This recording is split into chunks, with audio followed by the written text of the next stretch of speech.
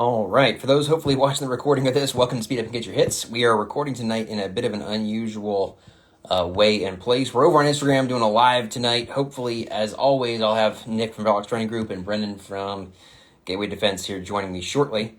But yeah, we're gonna kind of hop on, do some questions and answers, kind of do the usual podcast thing, and this might be a bit of a different format for us, uploading the podcast. Hopefully, this whole thing works as a recording for folks that want to listen and watch after the fact as well. I'll try to chop it up and edit it the best I can. Hey, We got all of us. Looks like we're in. There we go. In like We're here. Flynn. What's up? What's good, fellas? Not a whole lot. Oh, awesome. For those watching the recording, we'll be chopping this up a little bit. I just kind of did the main podcast intro. Hopefully we can record this and upload it for folks that want to listen after the fact in the normal podcast forums. But obviously we're here live to do some Q&A and that kind of stuff as well. So it should be a good time. But as always, I'd love to hear from you guys a little bit. What you've been up to, what you've been working on, and what's your personal training? What you up to these days? I've been doing a bunch of training here lately, like shooting on the move type stuff. Just trying to figure some more stuff out in terms of like moving very aggressively while getting hit. Yeah, a lot of stuff. A lot of that type of stuff. Find anything interesting, or just trying to get more better? Basically, just trying to get more better. It was a very, very interesting discussion. I got to hear the first half of it with you and the fellows the other day on some of the movement stuff. I'm looking forward to part 2 for sure. Yeah. But we'll have to get together at some point and just have an all out like 3-step versus everybody else just battle at some point. Let's do it. Brennan, I got no problems with 3 steps. Yeah. Like, hell, I was doing it today. Yeah, I've been just kind of the same stuff that I've been practicing for the last, I don't know, month or two, I guess. Trying to just make anything that I'm working on as essentially as complicated as possible in practice. Yeah.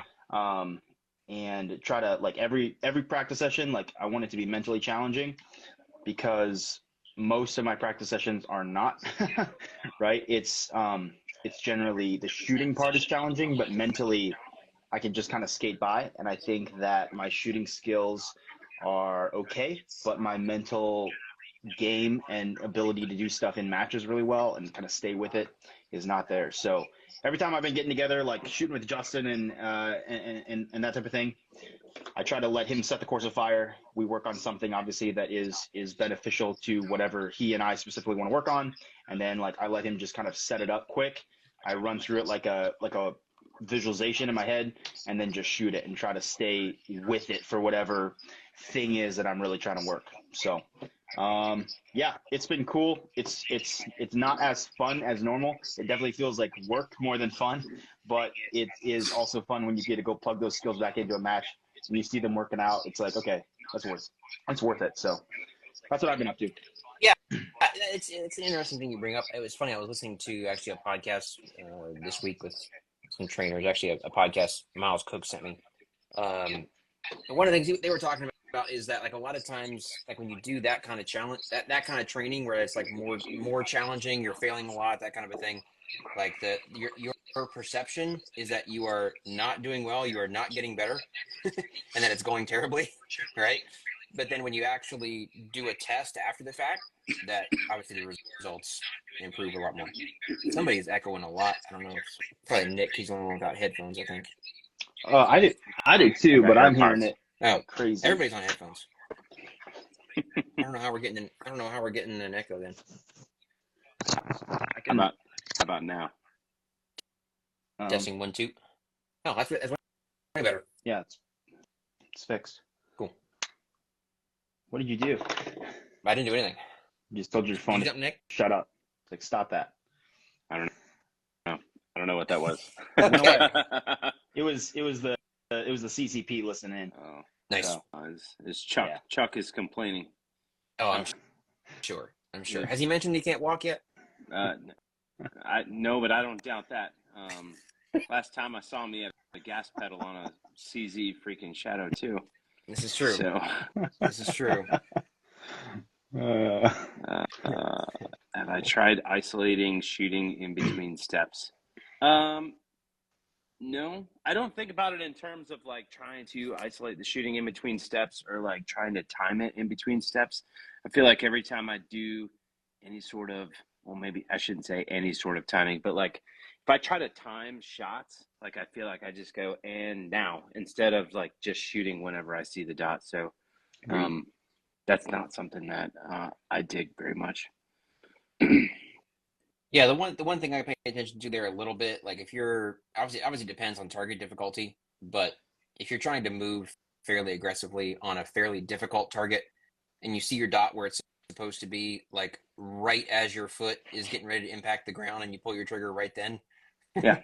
like that may have poor results, right? Especially if you're like it's aiming at like a partial with a no shoot down low or whatever. So I try to avoid maybe getting that shot to go off right as your foot is in the ground, especially if you're moving aggressively. But other than that, it's like, man, it's got to be based on the sights, and Yeah. it's definitely not on a cadence. Like, hey, I'm gonna take one shot like between each step or anything like that. Like it might be one shot every 3 steps. It might be 3 shots every 1 step. Like it just depends on target difficulty and what you're seeing. Yeah. Yeah. I was seeing some pretty interesting stuff today. So I'm training with the man Fabio here.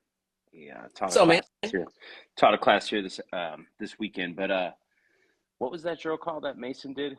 I don't think there's a name. You don't remember? Okay, but anyway, it's like 4 targets, and they're kind of spread, kind of wide apart, right? You have a starting spot and an ending spot, and you're basically trying to shoot all 4 targets, but you're moving like very, very aggressively, and like do it and forget about the hits, right? See what it takes to see it.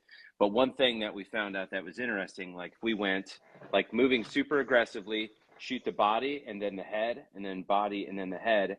Everything got better, and the time was very, very similar. And I think it was because like you start looking at the head to hit it, and your vision does this, and then it makes the vision do that on everything. Whereas like if you had a bunch of open targets, it's very easy just to like look in the general direction of an open target. So yeah, more things to play with on the visual side too. Yeah, for sure. Yeah, it's good stuff. I've been really finally. I think I got this hand figured out, and so what I've really just been trying to do instead of doing anything new is just like get sharpened back up. It's very interesting due to a lack of practice, like what things are essentially still the same and what things are definitely not. Like some of the things I wouldn't have expected are kind of sloppy, and some of it's still pretty good. The movement stuff, for the most part, I feel like is pretty good. The timing on like actually the way that I run the trigger and that kind of stuff is not. Like just trying to do like demos of confirmation 1 splits is not the same, like Right. as it was for me 6 months ago. And it's like it's still there. I was looking on the I was looking at one of the matches I shot this weekend. Definitely like threw some 10 splits in the middle of the match, like completely by accident, right? But what's not there is like I'm gonna sit here and shoot 5 of them like in a row, and they're all gonna be like sub 13s. So it's super interesting playing with that stuff, seeing what's there. But we're building it back up. Ended up shooting a couple matches this weekend. Kind of ended up rowing got canceled, so I went down and shot an all classifier match down in South Carolina. And if my math is right, I never have to shoot limited optics ever again. So that's pretty cool. Excited about that. And then shot a 2-gun match yesterday, which was a lot of fun. It's an interesting match that we do. I've talked about it in a post a little bit. I don't know if you guys have ever done anything like this, but it was one of those where instead of hit factor, it's like 1 in the alpha neutralizes the target, or 2 anywhere on paper. Yep. I've seen that before. That's pretty cool. I've seen it before as well. I don't love it, right? But it was definitely an interesting exercise, like figuring out how to shoot. Did you find given that scoring? Did you find 1 on target was faster than putting 2 on target? Faster or slower? I almost think it's slower. I don't know. You would think, right? Yeah. You would think. The thing is, I would have to like really experiment with it in training to have like a solid answer on that. The thing is that like if you really just go ham and try to throw 2 on there anywhere, like you can't shoot a delta on purpose any easier than you can shoot an alpha. 3 right? Sure. gunners So can. like if you just throw 2 on Brown, like it's very difficult to do that aggressively enough that you're actually saving time without also risking missing the target entirely. Mm-hmm. Yeah.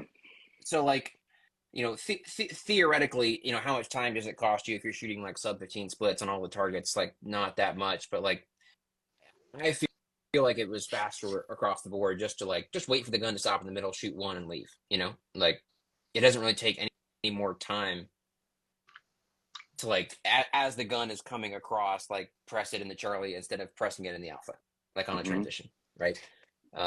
You just kind of got to do it on purpose. But it was very interesting playing around with it for sure.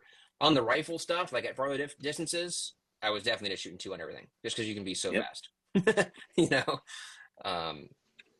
But like with the pistol too, was one of those things where like shooting 1 on everything would like save you a reload sometimes. And so that was another thing that was interesting playing around with it. But it is interesting playing with that different kind of that scoring stuff. I think that would save a good bit of time. Yeah. PCSL is kind of like that in not in the 2 to neutralize, but you can do the K zone shot, obviously. But like even in a worse way. Sort of, yeah, because the scoring is still harder. But like I was talking to some people and I was like, so when are you shooting 1? And they're like, yeah, you know, I don't know, like maybe to like save a reload. But like even high level competitors couldn't give me like a square answer on the strategy for it. Right. And I think it's because it's just such a different target and scoring system that like the USPSA guys are just too ingrained and they don't really know like if it's actually beneficial or not. Right. No one's spent enough time with it yet. It's still exactly too new. Dude, 10 years from now, they'll be shredding it. Yeah. Guys, we're going to get to questions here in a second. I'm going to try to catch up on some of the comments, but drop them in the question mark button so I can see them for sure. There's all the people are joining notifications. It makes it hard to get through stuff. The PCSL thing is interesting to me because, like, right now on a USPSA target, we all know that, like, fairly often, like, someone who's not very good will try to throw 2 at the Alpha and will end up tagging 1 in the head box if not hitting the credit card on accident. You know, everyone always calls it getting 2 Alpha the hard way. Like that happens all the time in USPSA, even with that little tiny cardboard, right? With the way the PCSL targets are, it's like the Alpha actually borders like the air on the top and right corners of it. So if you miss the Alpha high at all, you kind of have an equal shot of getting a complete mic or scoring 2 Alphas if you miss the target high. Which makes no sense to me at all. It's one of my biggest beefs with that target. Again, I haven't shot the sports. I don't know how much that's happening, but I feel like it has to happen. But there's still a good bit of K zone underneath the neck, though, underneath the head. And so, like, why do you have to aim at the head? You don't. I'm saying if you aim for the center A zone.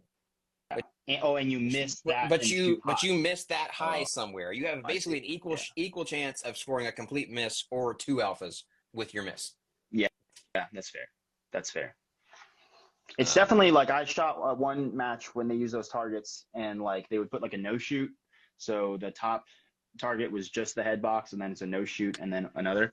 And like on that one, like it's kind of stupid to take 2 shots, I thought, because like the only thing available is pretty much the K zone. So like just take 1 careful shot on all the head box stuff.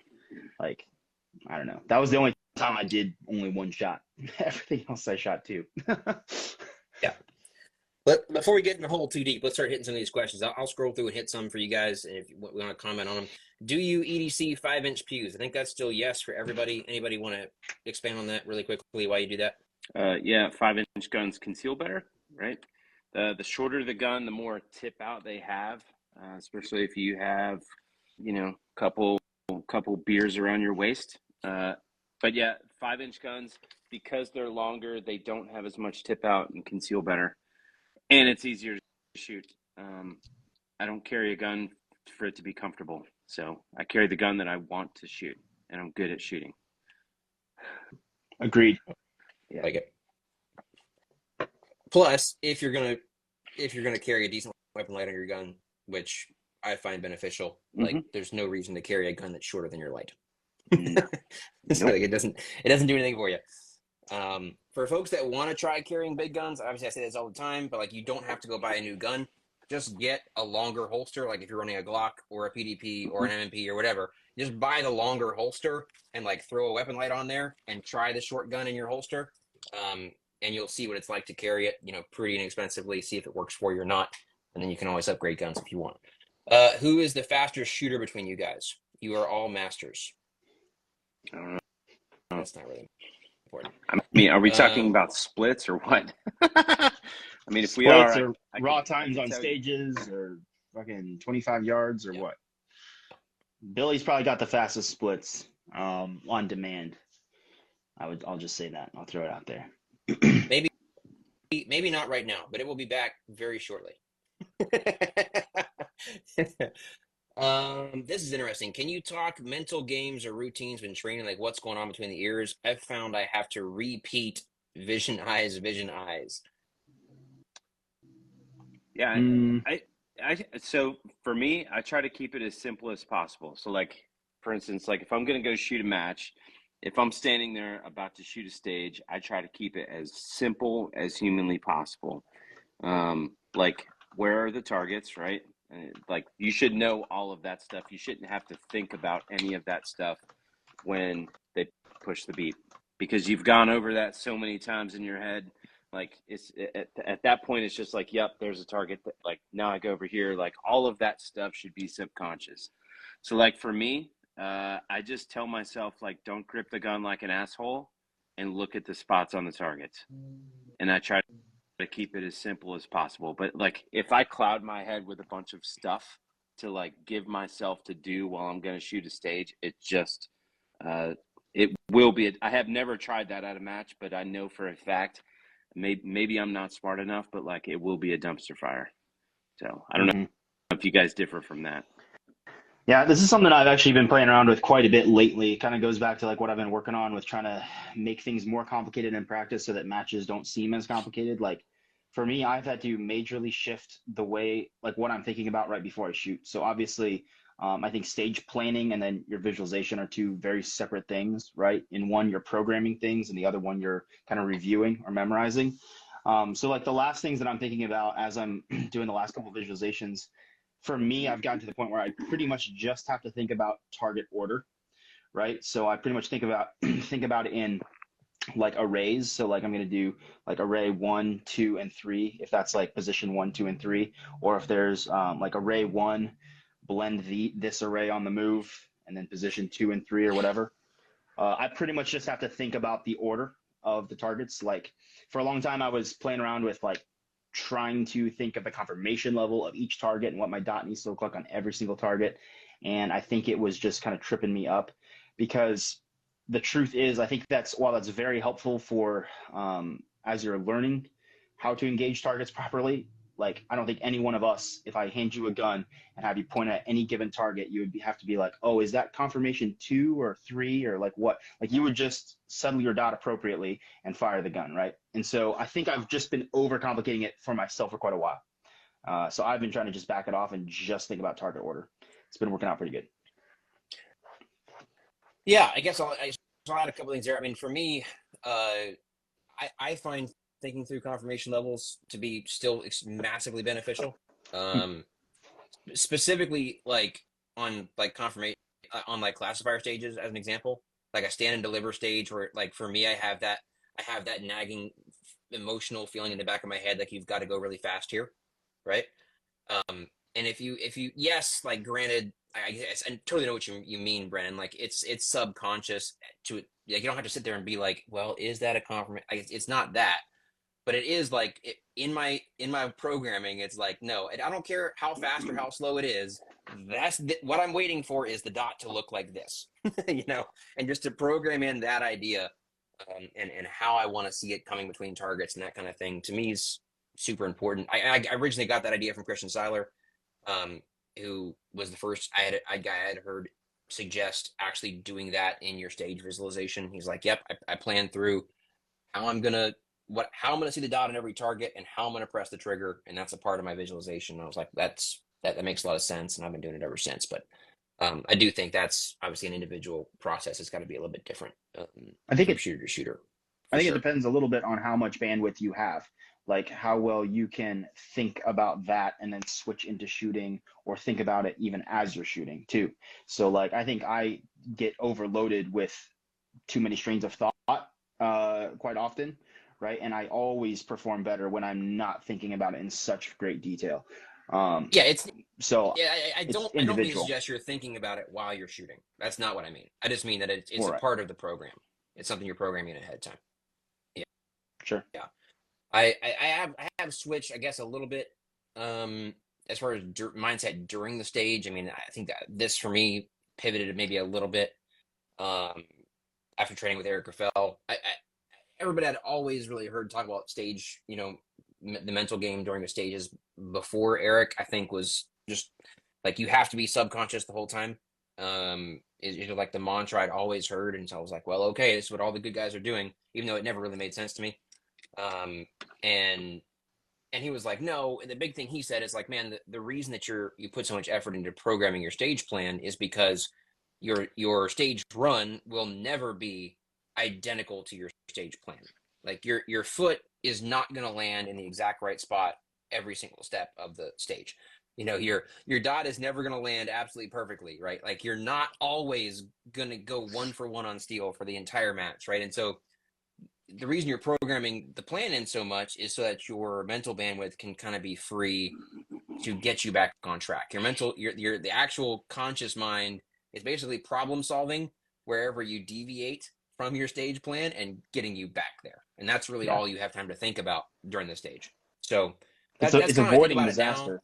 I just essentially have like a laser focus on whatever the next thing is, whether that's the next target or the next spot that I need to stomp or like whatever it is. And then I can kind of switch that a little bit to problem solving if anything goes sideways, and that works pretty good for me so far.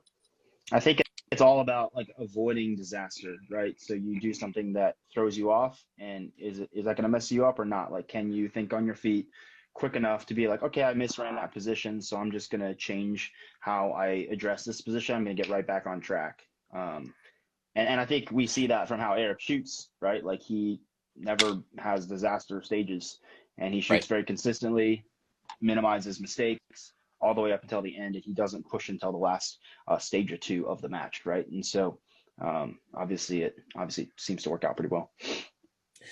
All right, grip question. Thumbs forward, putting pressure on gun important, or better to wrap and cover the back of the gun? Gnome hands over here. I feel like those two ideas are completely unrelated. I think we would universally agree it's better to cover the back of the gun. However, I think we all probably do something a little bit different with our thumbs. I do not think it's universally important to be digging in with a gas pedal or anything with that front thumb. I do personally, and I have seen it be beneficial for some people in terms of some people that are really lacking the hand strength with a support hand and are having difficulty getting connection to the gun to where the gun is actually moving separate from the support hand in recoil. Like for some people, if I actually, instead of just letting this thumb hang out in the air, actually put some pressure into the gun, can that help me gain some connection on the pistol? I think it can. For a lot of folks, it's completely unnecessary. Obviously, like anything else, if you're putting pressure into the gun and you vary that pressure while you're shooting, can that be bad news? For sure. I've changed a little bit. For a very long time, I was very sort of high with the elbows and driving that thumb forward to where that stippling typically is on the pistol and that kind of stuff. I'm more relaxed with the elbows these days. The OZ9 actually has kind of a little ledge right here above the mag release. And I've actually found it really nice to just sit my thumb on top of that. It's almost like a little gas pedal built into the gun, even though it's not really, and just kind of dig in right there. That's what I do. But I suspect both of you guys are doing something a little bit different than that. Yeah, I think that if you asked any decent enough shooter, everyone's going to tell you something completely different about grip, and that's because that technique is what is supplementing the core principles of what they're looking to in terms of what they want their grip to accomplish. And so I think for me, like, yeah, I like that thumb to be pretty high. This thumb doesn't do anything. It just kind of hangs out. And like what I try to think about is my support hand fingers basically pulling these knuckles on my firing hand. A lot of the times, like I'll rip skin off of my firing hand. Like the knuckles on my firing hand are definitely bigger than the ones on my support hand because I routinely pull these knuckles pretty hard. And by doing it this way, placing my hands on the grip, like in the same places that I do, that's how I find, how the gun behaves as predictively as possible. That is the way that allows me to put, as little amount of input into the grip as humanly possible. And I think like that's the stuff that you have to explore. I don't think it's like, hey, what should I do with this thumb? It should be like, where do I need to put my hands to make the gun behave predictably, right? And where do I need to put my hands to make it easier to not put any, unwanted input into the gun? So, Yep. that's my agree take. 100%. I mean, and folks will know that have taken my class. It's like you'll hear almost nothing in class about like where you should put your hands on the gun. It's more about like how do we want the gun to behave. Here's some exercises to look at how it's behaving. If it's not behaving the way you want, here's some things to try. And that's mostly like pressures and trigger finger isolation, that kind of stuff. Not like put your thumb where I put my thumb. That I will spend no time on that whatsoever, for sure. Yeah. Yeah, for me, like if I get my thumb engaged in the gun, which I have played around with quite a bit in the past, for me it tends to pull the meaty part of my hand a little bit too far forward on the gun, and I just don't like that. Like I used to have the little cut, right, like the agency arms little thingy. Yep. And yeah, if I try to put any forward pressure, I find that I'm putting pressure kind of the wrong direction. It was just like, because Nick, I do what you do, right? I'm kind of pulling across these knuckles to cinch the back of my gun into the back of the back of my hand into the back of the gun. And I just find it does weird things with pressures. Like I'm with you guys, just play around with it and see what is most important to make the gun behave well. And like if you get the gun to behave better by putting some pressure into your freaking takedown lever or whatever, then do it, man. Like that's great. Yep. Very good. Yeah. Do you still feel like you're waiting on the dot at your speed level, referring to seeing the target spot you want to shoot before moving the gun, if that makes sense? That's an interesting one. It is. I like that. I think when you tell people like, hey, wait, like I routinely tell people like it should feel like you're waiting on the dot. But I feel like, I don't know, maybe I need to figure out a different way of saying it because people feel like, oh, that feels slow. It's not slow. If your eyes are fast enough, your eyes will always be like faster than what it takes to get the gun there. Think about the opposite of that saying. Like if you're not waiting on the gun, then you would be waiting on your eyes to get there, and that means the gun showed up first. And if the gun shows up first and you're not looking at the target, it's not going to show up on a very precise spot. And so I think that feeling of like, all right, there's the spot, there's the dot kind of thing. Like I'm going to look at the place to shoot and then the gun shows up. Like it should feel like you're waiting on the gun. But in saying that, like by no means am I saying it's taking forever to get the gun there. Correct. Yeah, feeling slow is great. Being slow is not. No. So, in a sense, he said, are you still feel like you're waiting on the dot at your level? I think at a certain point, the better you get at shooting, the more you're going to feel that, because the faster you're going to learn to see, right? Mm-hmm. And the quicker your eyes get, the quicker you are able to actually land on a small spot on the target, the greater that lag time is going to be between when you see that spot and when the gun gets there. So that feeling, I think, almost gets worse in a certain sense, like the better you get at shooting. Yes. But even like in recoil, like you're waiting on the dot, even doing 20 splits in a sense, for me, you're waiting on the dot. Like to me, waiting on the dot is the difference between confirmation 1 and confirmation 2. Yes. Like I'm no longer just pulling the trigger on as fast as I can on a cadence. Mm-hmm. I'm actually waiting for it to come back. Even if I'm not waiting for it to stop. Like for me, if I'm shooting 22 splits, it's because I was waiting on that dot. Like that's the only reason I'd be shooting that slow. Yep. So yes, it's absolutely a thing for sure. Yeah. Like I think even if I'm doing like wide transitions, right, and I'm actually pushing on the gun, which everybody says don't muscle the gun, right? I think that when you have when the gun needs to move a certain distance, like you need to make it move pretty fast, right? Yeah. And but obviously you need to control how the dot arrives on target for sure.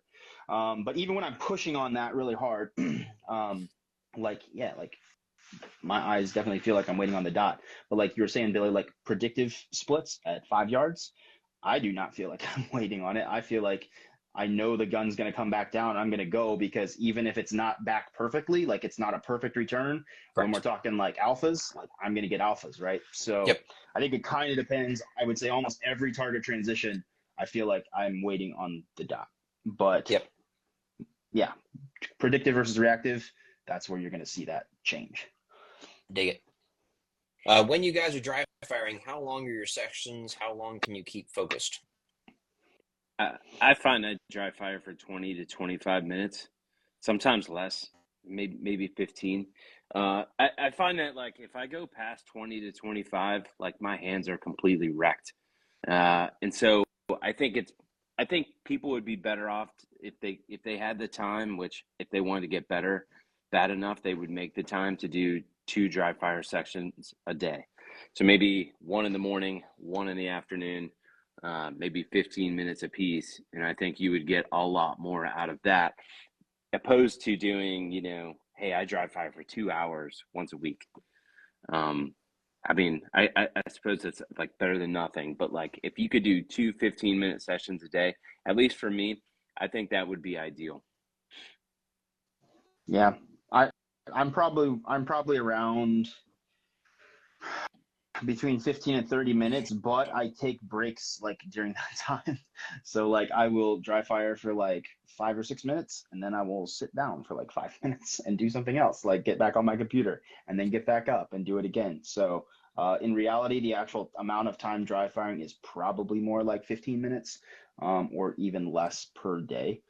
Um, yeah, for me, it's not so much like my hands and arms being smoked. Like they are tired, but like I don't know. Yeah, I can keep going. It's no more tired than I would be like shooting a major or something like that. But what I find is just my focus, like that guy was saying, is like completely falls off. So if I'm asking myself to be very precise with my vision or my movements, towards the end of it, I'm just getting like really sloppy, and then I don't find a ton of value there. Yeah, this has changed a lot for me over the years. You guys Yeah. may identify with this, or I'm not sure. But like, so when you are like figuring out how to do gun handling things, like I am trying to figure out how to like get the gun out of the holster and actually get my hands to land in the same place every time. Like I feel like with that kind of stuff, I used to do. I was definitely on like the hour to 2 hour like dry fire session camp back in the day for sure, right? And with some of that stuff, you can.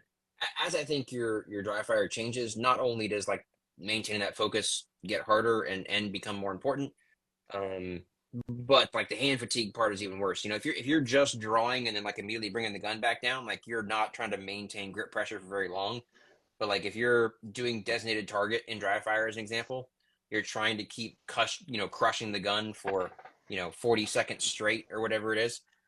Like your hands are going to fatigue way quicker after 10 strings of that than they are just drawing the gun or doing reloads or whatever it is, right? So it definitely changes for sure. But what I do feel like the big takeaway there is like, yeah, make sure you're doing something like that you're actually getting something out of it. Don't just feel like, hey man, here's my schedule. I've got to dry fire for 25 minutes, every day or whatever it is. It's like, no, it's going to change based on what you're working on. Um, and man, there's definitely days where you're like, I'm not getting anything out of this, and I'm not focused, and you're probably ingraining bad habits more than you are fixing them, right? So there's always tomorrow, or like Brennan said, go take a break and come back, whatever works for you guys. All right, start getting to some of these questions here. Let's see. I also said Kyle apparently got something for Nick. That has happened to me from Howitzer as well. Scott got something for me the other day. How much time do you give for That's a bummer. strong hand? Yeah, strong hand only, weak hand only in training. Sorry, can you That's a good say one. that again? What was it? How much Oh, time do you it's give down at the bottom. for strong hand only or weak hand only in training? Man, there was a time where I gave like a lot. a lot of effort to that. And by a lot of effort, like I probably did that every single live fire session. Like I would try strong hand and weak hand stuff, just like trying to figure out how to not only grip the gun with consistent pressure so I don't like yank it off the target, strong hand and weak hand, but like going further back, like trying to figure out how to just be accurate, like with, one hand only. How much I do that now, I would tell you probably almost never. Yeah. I might touch on it every now and then, but like it's something that like I worked on for quite a while to get like what I would call like just good enough to be able to do it. Right. Yeah. I It's go ahead, Brian. No, that's fine. Go ahead. It's interesting for me because like I think that if I was really concerned, as an example, about like shooting you know a 2-second build drill at 15 yards, strong hand only, like on demand, like I would practice it a lot more. Like that kind of like sort of like predictive shooting or whatever would be way more important, or like being able to smash the trigger. For me, I don't necessarily focus on that. It's more about like, you guys have a different thought on this. For me, when I'm doing one hand only, like it's trigger prep. And if I actually just like prep it, instead of trying to smash it with one hand, if I actually prep the trigger and then finish, like it is very easy to be very accurate at very far distances. Like in some cases, I think I'm more accurate with one hand than I am with two, doing that. And so it doesn't take much in terms of practice to warm up, like transitioning the gun well, one hand only. Like I don't find that takes a lot. It's more about like just every once in a while checking kind of the recoil control, that kind of stuff. I literally, like you said, Nick, I probably don't work on it almost never. I mean, before nationals, last year, or I guess it's year before last. Now I did like a 1 hour, single hand training session the week before nationals, and that was my best stage of the match. Was the strong hand weak hand stage. I had a top 5 finish on that stage, having shot strong hand weekend for like an hour in the previous year. So it's definitely not a big point of focus for me. It's just something I revisit every once in a great while. But yeah.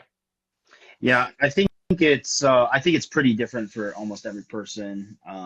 We used to teach strong hand weekend stuff at Vortex, and like everybody struggles with different things. Mostly when people are first figuring it out, it's like how to freaking find the dot with one hand. I think there's that, and then I think in order it kind of goes. Being able to hit what you want, like accuracy and then recoil control. For me, like the accuracy thing has never really been a problem because, like you were saying, Billy, you're almost better or more accurate with one hand because you have to think about everything a little bit more. Like you're definitely prepping the trigger, you're definitely trying to minimize the dot, shaking on target, all that stuff. So for me, the hardest part about it is recoil control. I've actually spent a significant amount of time doing like doubles and build drills at different distances with strong hand only and exploring confirmation levels. Like confirmation level 1 with strong hand only looks completely different in the glass than with 2 hands on the gun, right? The dot just behaves completely differently. Same thing with like a level 1 confirmation on a transition, like a predictive transition looks like super weird. So I've spent a bunch of time doing that. I think it's worth exploring, but it depends on how important you think it is. Like if you don't carry like a weapon mounted light or something, and you're like team no weapon mounted light, and you're gonna carry a handheld, and you walk around like outside at night and stuff, like you should probably spend some good amount of time practicing that, in my opinion. For practical shooting, I think it's like, do you want to do fairly well in this classifier or not? Right. That's been my experience. So I think it's worth exploring, but there's cooler things, more interesting things to work on. Yeah, for sure. It's funny you bring up confirmation 1. I feel like shooting, same with one hand on the gun, almost like lets you commiserate with like a lot of the shooters out there, because you can actually see how their dot behaves. It's like wow, the dot is not just coming back. I have to actually like drag it back after every shot. This is wild. Yeah. Probably you're wrong for that.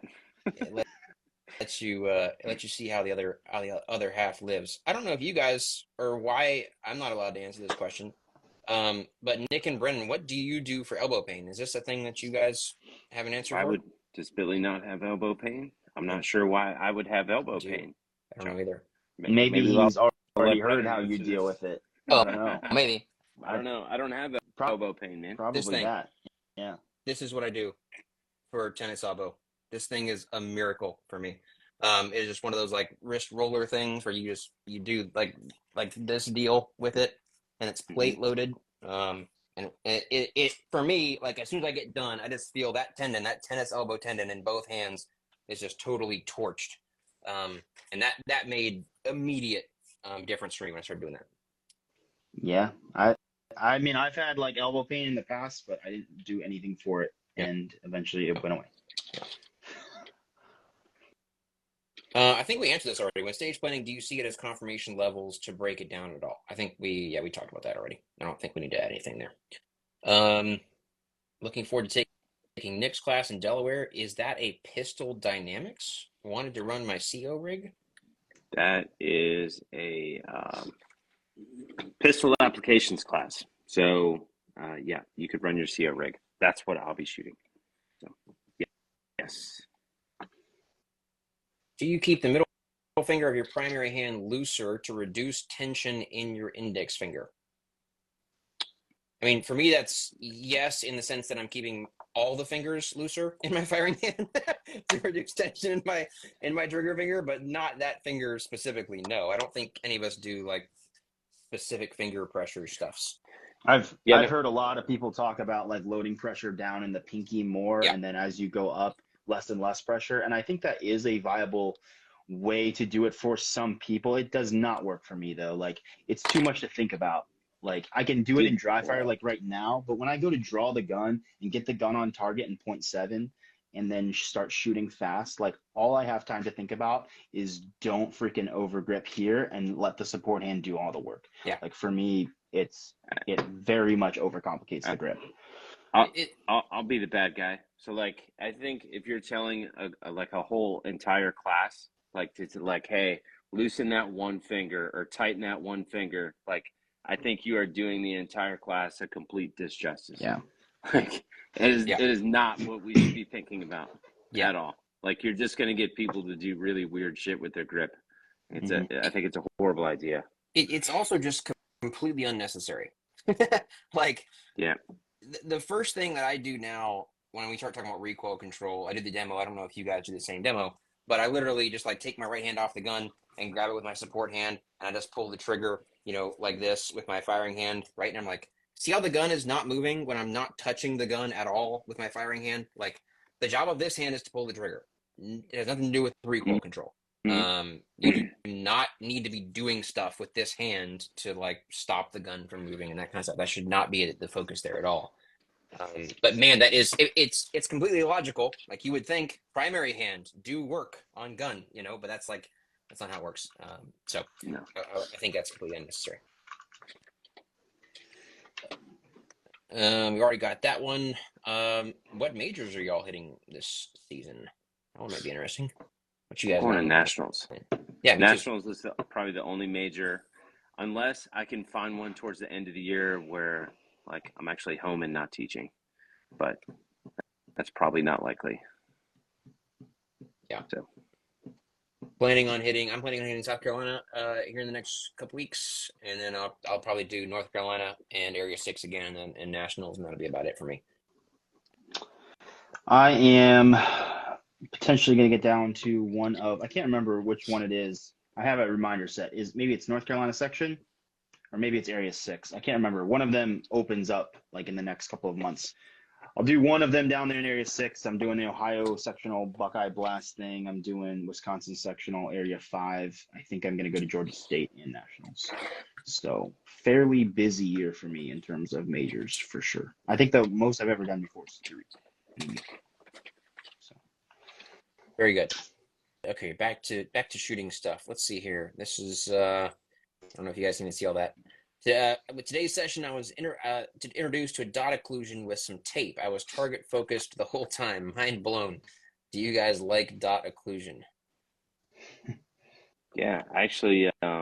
So what's interesting about this question is someone messaged me the other day. They were like, "Hey, I know you don't like dot occlusion," and I was like, "Where did you hear that?" And they were like, The Speed Up and Get Your Hits podcast, dude. I had to go back and listen to it. I think it was like the first one. I was like, I'm not a huge fan of it. But yeah, like I pretty much shoot occluded almost 100% of the time.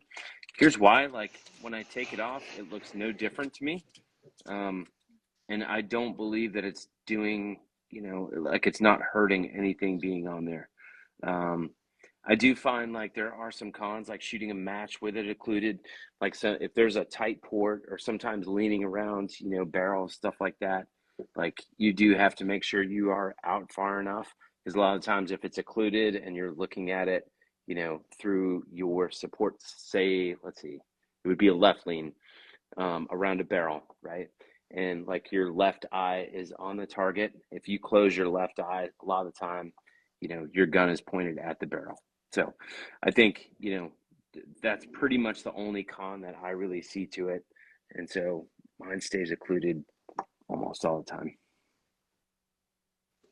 Yeah. I'm not that way for Yeah. sure.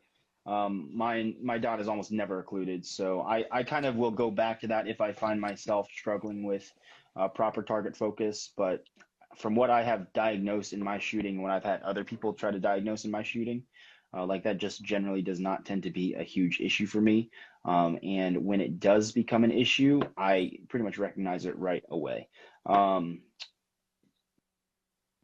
think it's different from everybody. And Nick, I'm willing to just like disagree with you on, like, for me, I think there is a pretty big detriment to having it on all the time. Like, can you shoot just as good with it with your dot occluded as not? Like, yes, for sure, right? But for me, it's much harder to focus on or to see, not focus on, to see detail on the target with just one eye. Like my right eye is stronger than my left eye, like by a significant margin. And so for me, like the point of having an optic with a big window and nice clear glass is I get a lot of information through my right eye as well. And as long as you're looking past the dot, I don't see the detriment in having that dominant eye work for you as well.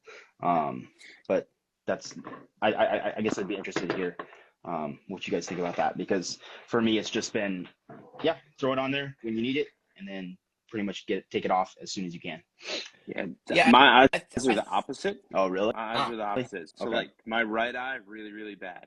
Really? Left eye, and my right eye is my dominant eye. My left eye, really, really good. And so like I could definitely see how you would not like that if your left eye was like your bad eye. And like I don't like shooting with, I probably should shoot with prescription glasses, but I don't, because I don't want to look old just yet. I'm only 40. So you don't wear like contacts or anything like that? No. Interesting. I can't stand those things. Interesting. Yeah. Yeah, I mean, both of my eyes get are into corrected. trouble with this stuff. Yeah. Because like vision, I'm convinced that vision is probably the most unique experience, like individually shooter, obviously. Yeah. And it's the most difficult to articulate well, because it's very difficult to get someone else to understand what you are seeing, and I'm not really sure that you actually can. But a lot of times, I'm kind of in Brennan's boat. Like my right eye is definitely stronger. I totally get what Nick's talking about. I tell the story all the time. Like I generally do not notice that my dot is occluded. Like I actually shot a stage in a match one time with my rifle, and it was occluded, and I didn't realize it until after the stage was done. Like I really didn't realize it. Right? That's kind of the goal of it. I don't find much benefit to shooting with it occluded. I'm lucky enough that I started shooting target focused day one. Like I never did the front sight focus thing really. And so I don't think that most of the guys that I hear getting like massive benefits from shooting occluded all the time started on iron sights and started with front sight focus.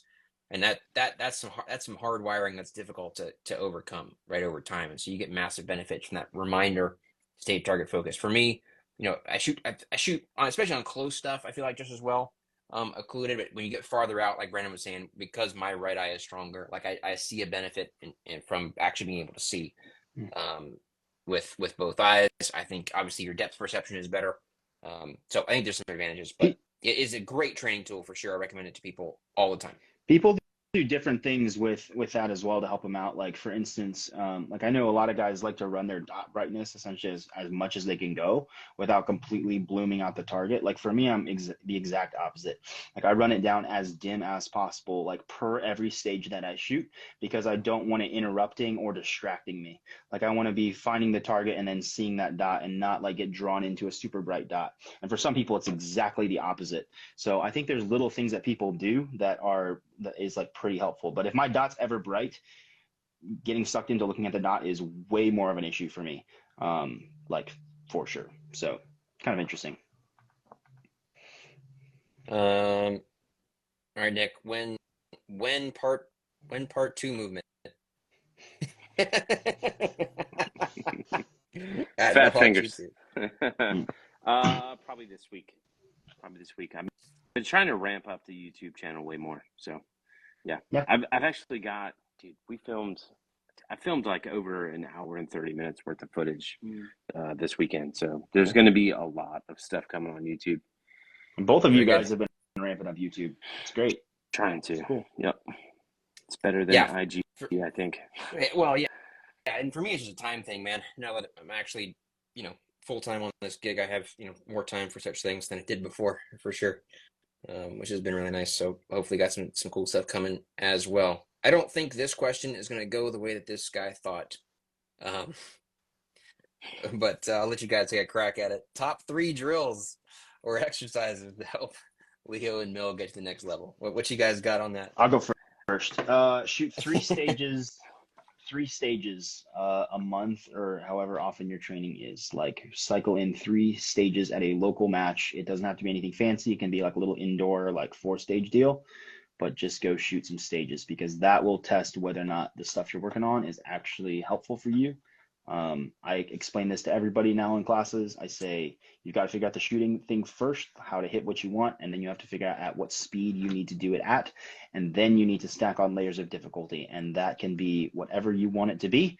For me, it's like moving and shooting on the move and complicated stages and things like that. For you, it might be like shooting around vehicles or from behind cover or getting bullets shot back at you. Like, I'm not here to determine how the complexity gets layered on, but I think that is pretty much the way to progress.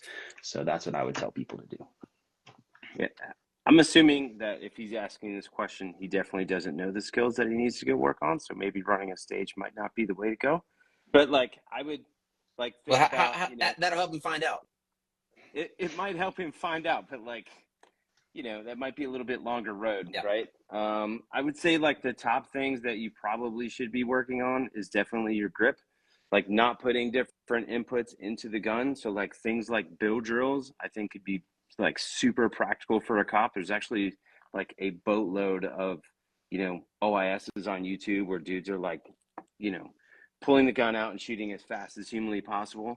I would say like bill drills at, 7, 15, and 25. And like a couple of things that you could really assess there is like, hey, what is my grip doing? How is the gun behaving? And what's my vision doing? And what does it take to hit things at speed at different distances? Like, I would say that would be probably the top thing that you should be going out to do right now, if that's your question. Yep. We always talk about this quite a lot.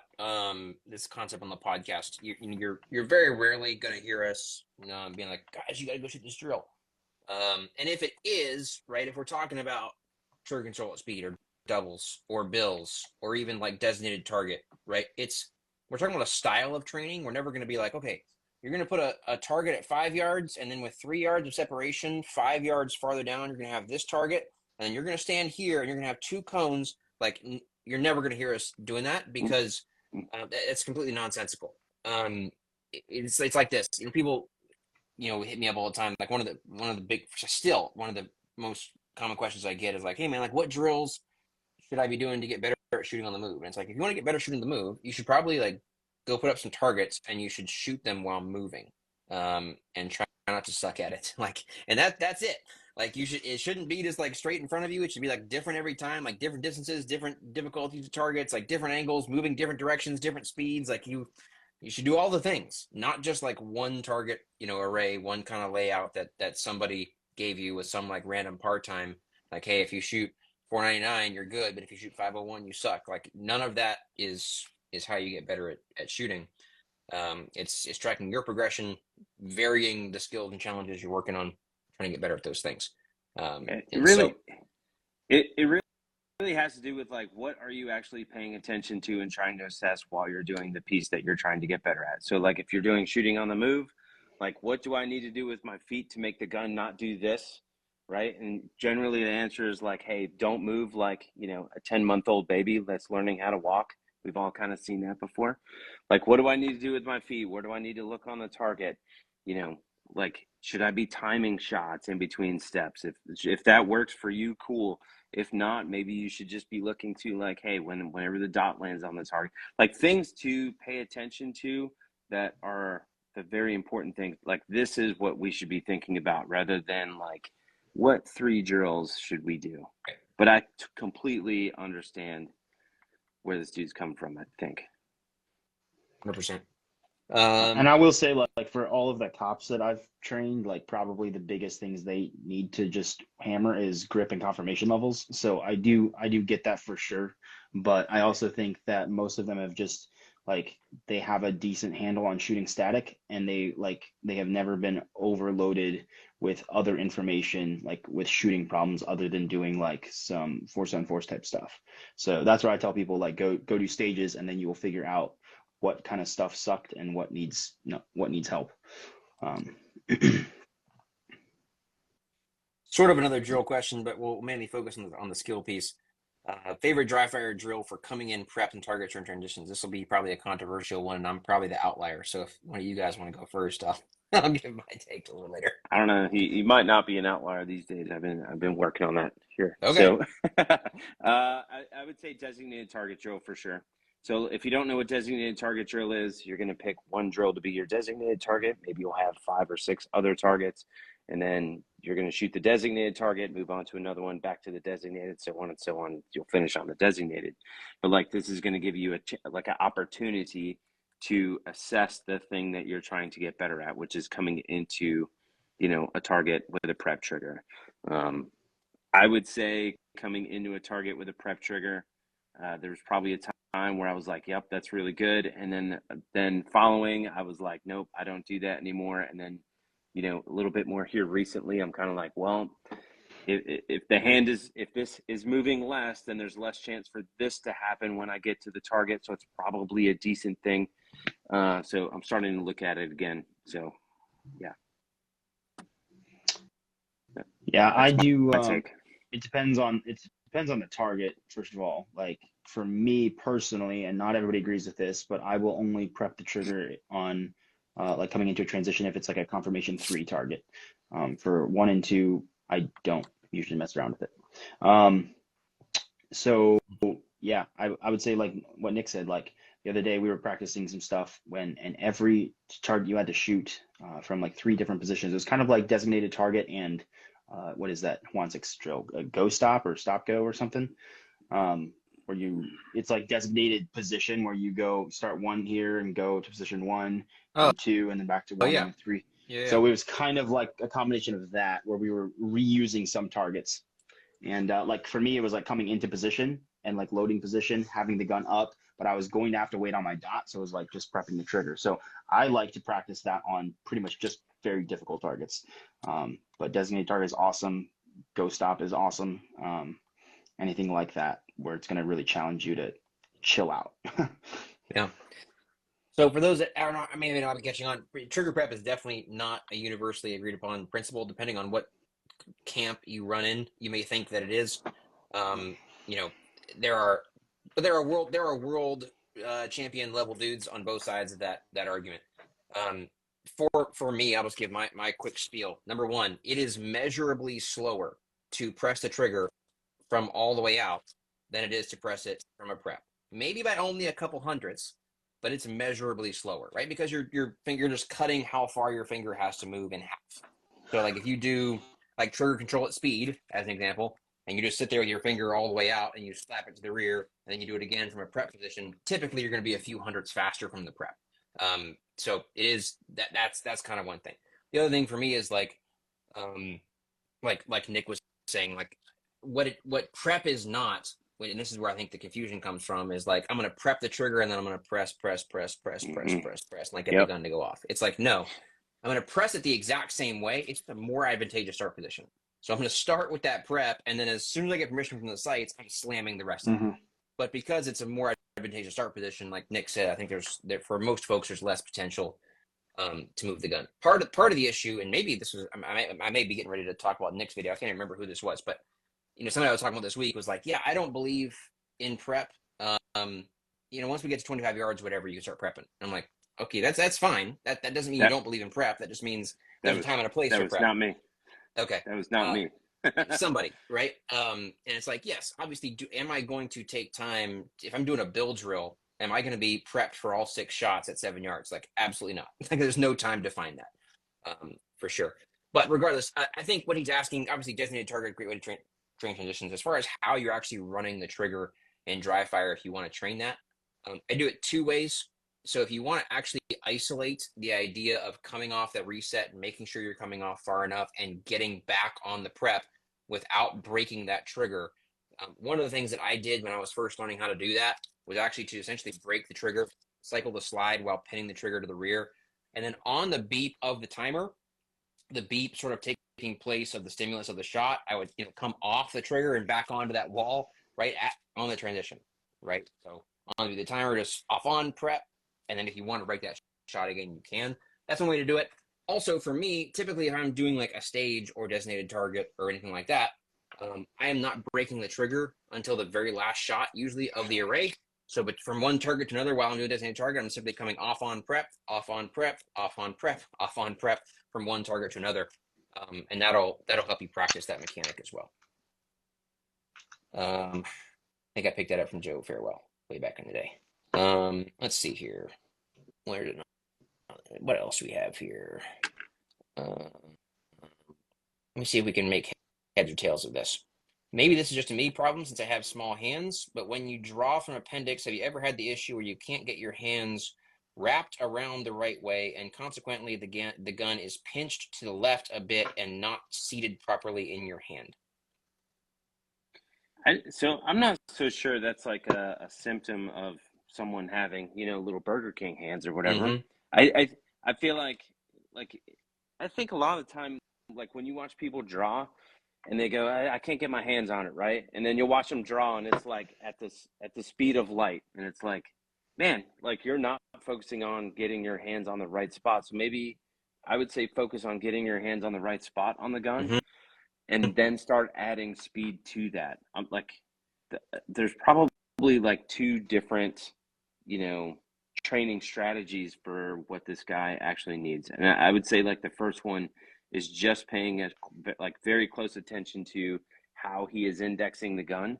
Like one technique that I think would help him out a ton is actually, I think all 3 of us draw this way, like ramming your middle finger knuckle into the bottom of the trigger guard, which is going to more or less, gosh, who said this? I think it was Billy, like funnel your hand into the grip. Like I thought that was super smart when you said that. Like it funnels your hand into the grip and it's going to land on the same spot every time. Like I think that like doing things like that, paying close attention to, hey, where are my hands landing on the gun?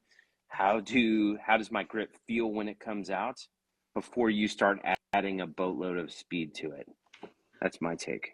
I also think the not only you talked about the first part, which is that index, which for us I think is primarily that middle finger knuckle under the trigger guard, but the other big part of that is to me is the claw grip. So if you still have the mindset of actually wrapping your hand around the gun while it's in the holster, for an appendix draw specifically, that can lead to some real issues. So even if I run that middle knuckle under the trigger guard, it is still possible for that index to be right, but my grip to still be low on the pistol, right? But if instead of wrapping the thumb around, if you actually go to that claw grip and clamp down on that rear sight, that is going to pull the gun down into your grip and actually seat the beaver tail where it's supposed to be, and then the thumb comes around. Obviously, that's way easier on something, a Glock or whatever that has like a very minimal beaver tail. I need to look at this more. I actually saw, I think Fabio was the first person that I saw recommend actually doing that same thing with a hammer gun the other day. That was interesting to see for sure, bro. That guy. But I don't have to look at that more. He's not paying attention. But yeah, that helps a lot in my opinion. Mm-hmm. Yeah, same. Yeah, I was gonna mention the same thing about the thumb. So I don't go directly over the top. Like I'm pretty sure Billy, you do that maybe with your normal scoop draw Yep. time at first. So I form my outside the waistband and inside the waistband, which I think what's cool is like all three of us draw OWB and IWB a little bit differently, but all of us index the gun the same way, whether it's IWB or the OWB, which I think is pretty cool. But like I get my thumb kind of like right up here on this corner. And this gun is actually an anomaly because it still has a rear iron sight. I usually take those off immediately, but I just try to get my thumb up there, right? So where it's like really smashed up against my belly. It's not completely over it, but it just is kind of already on the side of the gun that it needs to be, but not quite all the way. For me, if I combine running the hand all the way up and getting my thumb up there, it's almost impossible to miss my grip. In fact, I would say like I miss my grip more from OWB than appendix, just because I have to scooch my hand so far up every single time. I think appendix is an easy one to figure out. So yeah, I mean to be fair, right? Like when you start rounding the corners off, like over time, even though I teach it that way, like if I'm really going for a fast like scoop draw, am I actually clamping down on that sight with my thumb anymore? Probably not, right? But when I teach it that way, folks like very quickly find improvement at first, and then if you stop needing that over time, great. But it'll definitely help you learn the index, I feel like. Let's see.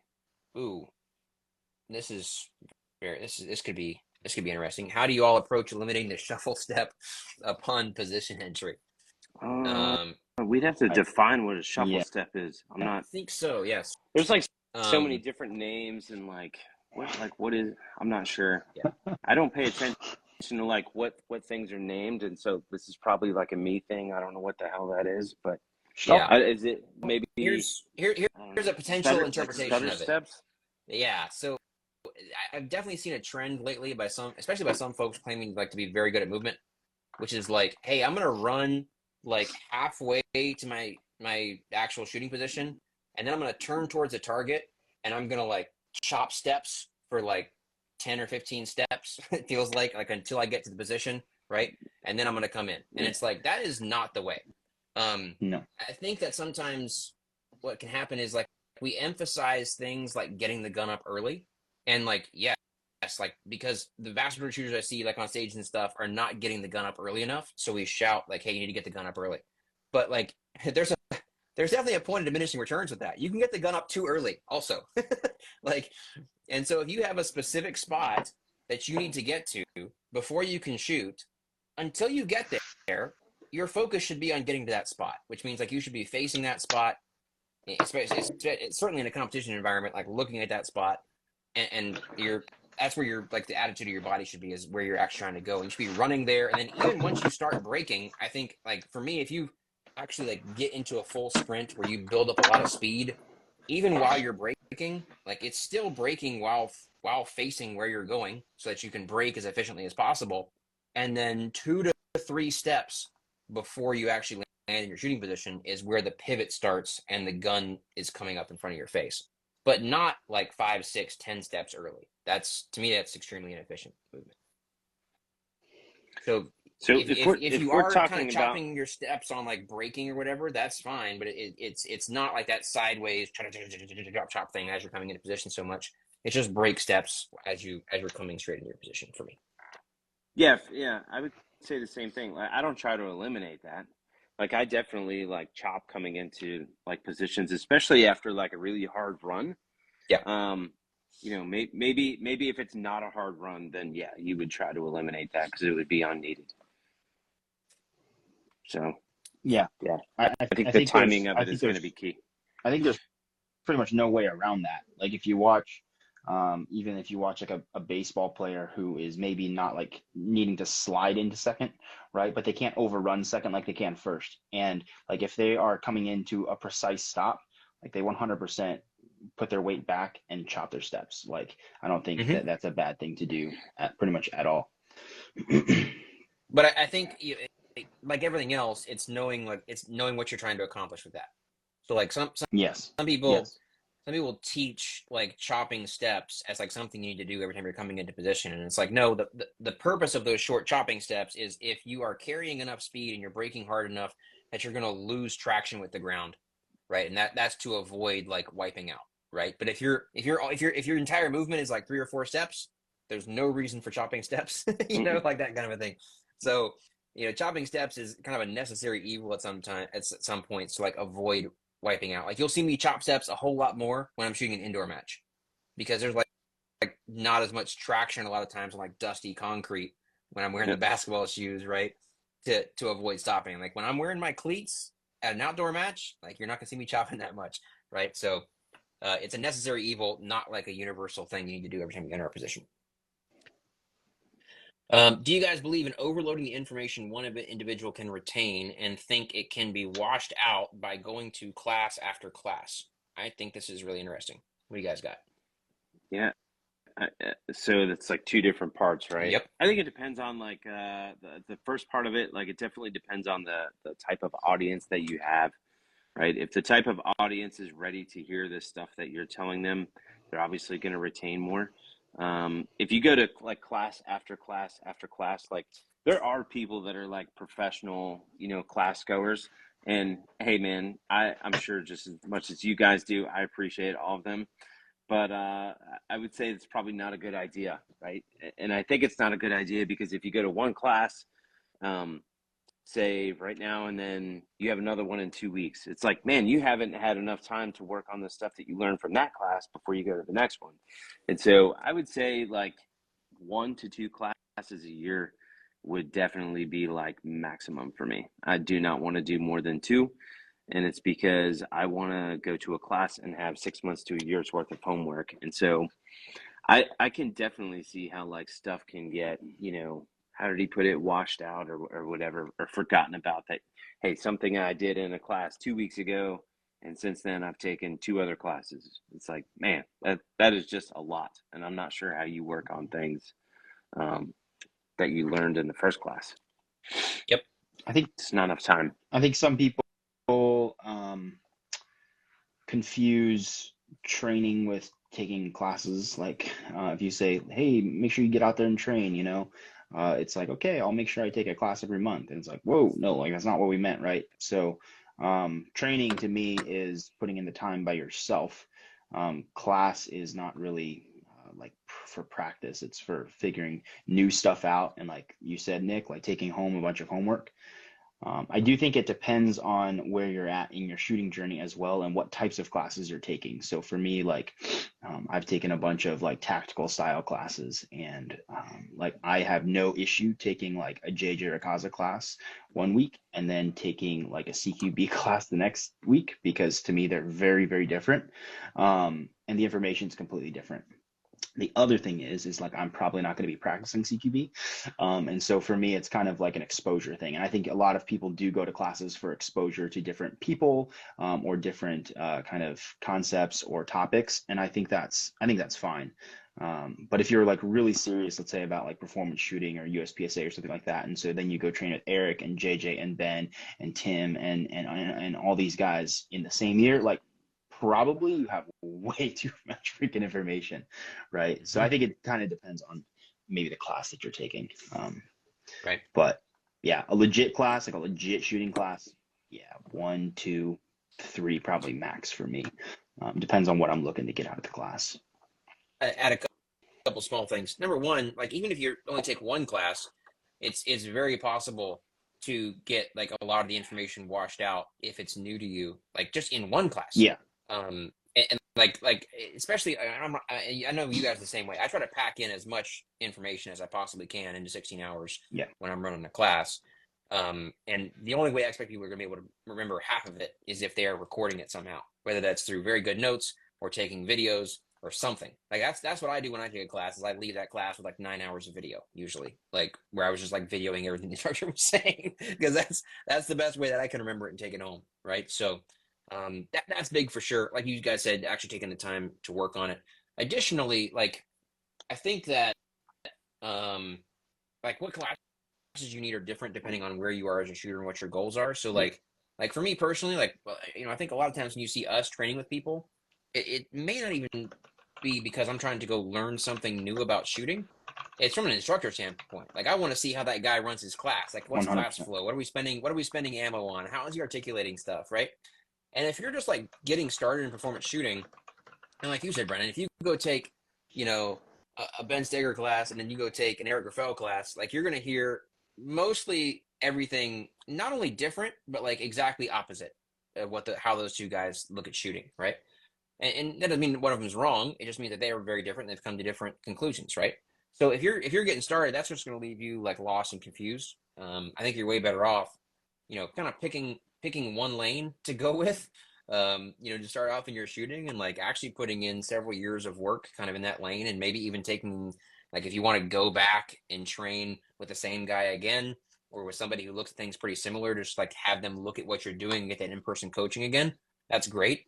But get like a solid foundation and kind of figure out how things work for you before, trying to train with everybody that's out there. That would be kind of my take on it. Mm-hmm. Okay. Let's have a look here. Oh, this is interesting. This would be maybe somewhat tough to talk about on a live. Any advice, tips for swingers? I'm still struggling and lacking confidence calling my shots on them. And I think this is super hard if you don't own a swinger. Like, I'm not sure there's a drill that you could do to help shooting, to help yourself get better at shooting swingers without actually having a swinger. Isn't there like dry fire target swingers? Yeah, there are. On the, okay. Like I would probably get one of those, but like I would say the thing that I try to think about with those, and the thing that has helped me the most is like trying to trap it at, like, if the swinger is coming down like this and it's going to stop, say right here, I'm going to put the gun basically right here and try to trap it at the very end of the movement, right? And then it's almost a transition. So like trap it there and then trap it in the other spot as it's coming back, away from where it's going. God, I hope that made sense. That was kind of minced words. It may or may not. I've been intending to put a video up about this. You guys could actually get on YouTube and look up my buddy Randall Towles. He actually put up some pretty good videos in this recently talking about how to do this. I would check those out. Here's an interesting question for you guys. If you're like trapping, and this will only make sense to folks who know what we're talking about, but if you're like trapping a side exposure swinger, right? When you can't see the swinger, let's say while the swinger is still hidden behind the barrels as an example, where are you looking? Where it's going to be. So essentially where your dot is. Well, yeah. I'm gonna look at where do you stay looking there the whole time? Yeah, I try to. It's very difficult because it's very distracting. And what I found is if I miss, or if I guess incorrectly where that swinger is dropping into, maybe because I'm in a slightly different position or whatever happened, right? Mm-hmm. I find that I see the swinger coming out. I'm like, oh shit, like I'm too far out. So like my dot's going to be in like the neckline instead of down in the alpha as it kind of comes out. I will 100% try to adjust my dot based off of that, and potentially trap it later in the swing, right? Because like I'm not trapping it at the apex. It's like right before the apex. And so I'll potentially adjust on the fly. Is that like the greatest way to do it? No, but I think it's a way to mitigate mistake. But ideally for me, I'm picking the apex of, or kind of where it dwells, and picking a spot about a full A zone or C zone above that to hold my dot. That's ideal, but it doesn't go that way a lot of times. And so then I do find myself shifting my focus to essentially do then a target transition. Whether that's right or wrong, I don't know. It's interesting because I think a lot of folks when they're trying to trap the swinger are essentially forcing themselves to go dot focused because there's no target to look at and you're looking where your dot is. And so it works pretty well, especially on slow swingers. Like on a slow swinger, you almost have time to like look at your dot and then like right as the target's getting, like the edge of the target's getting to where you're looking, to like focal switch to the target and be like, yep, there's the A zone, cool, pop, pop, right? Like as it comes through. Mm-hmm. But if it's fast, you don't have time. And so what I've been playing with is almost like, yeah, look at the dot where you expect the swinger to be, and then like as it appears, I'm actually going to look at the swinger and follow it down to the dot, like with target focus. And you can still, like, with awareness of where the dot is, like you were saying, Brennan, like if I'm like, oh, yep, I aimed a little bit far out that way, I need to bring it over here. Yep, bam. Like still adjust the dot as a little bit, but you can have sort of target focus and with the trapping element. And I feel like that's working better for me, but I need to put some more work in on it. I think that's what if I'm understanding you right, I think that's what I do all the time. Like I'm trying to pick up that target before it's actually like in my glass. Mm-hmm. One other thing that I've been playing around with a little bit is like, so for those of you who don't know, like trapping is essentially holding the gun in the same spot and hitting the target as the target interacts with my dot in the same spot. Tracking is kind of moving the gun with the swinger, right?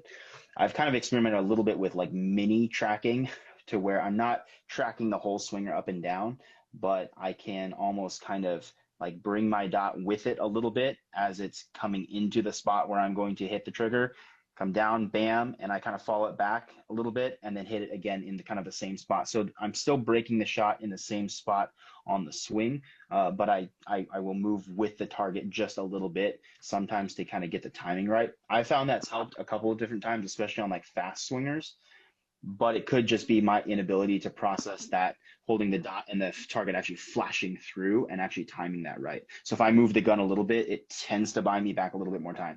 Again, I don't know if that's right or wrong, but it's just something I've been playing with. Yeah. Good stuff. I think we've probably lost half the people nerding out on swingers. Okay. This is nerding out on splits now. You guys are going to be interested in this. I've been focusing, this is from our buddy Chris, I've been focusing on Confirmation 1 bills in the upper half of the A. I've gotten consistent 18 splits and I'm experiencing a level of control I haven't had before.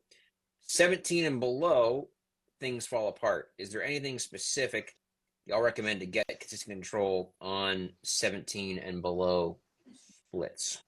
So he actually messaged me and said like an additional comment to that because he said he couldn't fit it all. He said by shots falling apart, he means shots start tracking up, which he said I know can be vision focused or concentrically out of the upper A. I think it's probably a grip thing. So I've actually experienced this before. I think that, say it doesn't even matter like the split time, right? It could be an arbitrary split time, like, hey, this is what I'm comfortable shooting. And then as soon as you start getting lower split times, it becomes more and more uncomfortable. And I think when tension starts to happen, your grip starts doing different things on the gun. And probably what's happening is since you're trying to go faster, your finger is coming like super far off of the trigger. And then you're trying to hammer on the gun and the gun is climbing, essentially the support hand coming off. Or you could be doing things like, oh my gosh, this is really fast. And then you start parking your eyes on the dot and then the dot starts tracking up. I think that's something that you would probably have to decide for yourself. But I would say probably the thing that I would look at the most is like trying to get your finger to not come off of the trigger as much because, you're not going to have a whole lot of this happening if your trigger finger is only doing this opposed to this happening.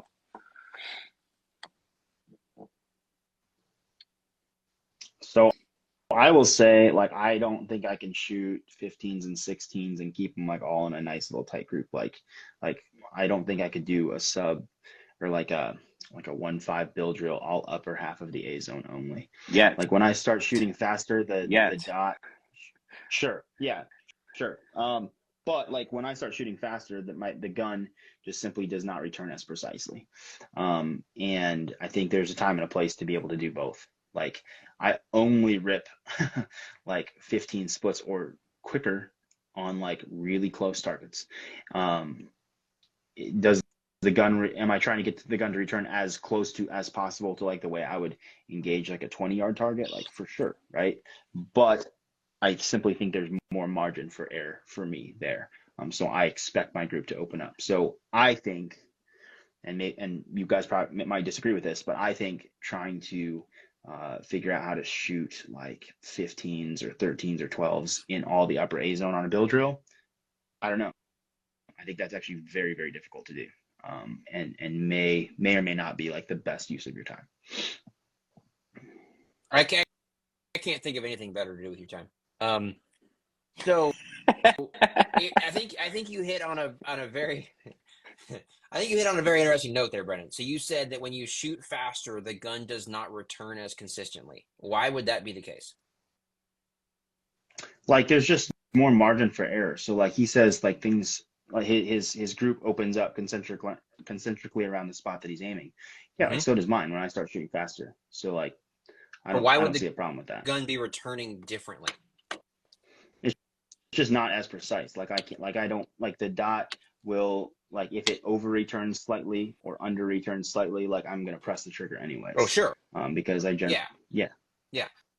There's no doubt. However, I don't think there's in theory, right? There should be no reason if you're shooting predictively on a confirmation 1 target. I don't think there's any particular reason the gun should be returning differently on a 17 split versus a 13 split. The gun should be behaving the same. The problem is a lot of times we perceive that it needs to behave differently. We perceive that when we get to a certain rate of speed, we have to get the gun to come back faster. Now, in some cases that can be true, actually, is the problem, right? It's like there are certain guns that I run where I'm like, I cannot run the same splits that I do on this gun because it's just simply not back yet, right? And I will start seeing those higher splits. Like if I try to run 10 splits on certain stock guns, it's like, yep, the second one's going high every single time because it's just not simply back yet. And if I slow it down, sure enough, it's back, right? So in some cases, that's actually true. But I think what a lot of folks end up doing as well is like, instead of just simply running the trigger the same way, but your grip is the same, the way you're returning the gun is the same, like everything else is the same, all the tension is the same. All I'm doing is run the trigger finger a little bit faster. You're trying to force the gun to come back and actually get it back faster instead of letting it come back the same way. And that certainly leads to greater inconsistency when shooting fast, for sure, in my mind. I do exactly the opposite. Like I don't focus on it as much to do, like returning the gun when I'm shooting really fast because I find that it's very inconsistent. I over return the gun almost every single time, or induce a ton of trigger freeze. But like for me, what I'm saying is when you are shooting super fast, I think there's naturally more margin for error, and I don't think that is unusual. No. And like trying to shoot a fist-sized group at 5 yards instead of an A zone group when you're doing build drills. It depends on what you're doing. Are you training for the gun to return, or are you trying to shoot a build drill and have all alphas? Like I think it's completely different. Like I don't see a bunch of value anymore into trying to work my doubles to be like 12s. Like I used to. I don't anymore. Like I don't think it's that valuable to do. Like if I can do 16s, I'm feeling great, right? For Chris, he's doing 18s and wants to get a little bit lower. I just don't think that it's like the best. I think the error he's seeing is natural, and like the path that he's on is correct, and like it will get better with time. But I think that I would also expect to see my group expand concentrically the faster I go. Yep. Fair enough. Yeah, I don't usually engage in the I was joking before, but I don't usually engage in like the value debate so much in terms of like what it's worth people to spend time on, because I spend time on all sorts of stuff that's not worth it or important, but I want to because it's fun. Yeah. And I like being good at shooting. So super basic. We'll hit this one quickly. What carry position do you find the most comfortable moving from vehicle to walking multiple times? To walking? Yeah, I don't. Appendix? Yeah. Nothing. I would say appendix. Yeah.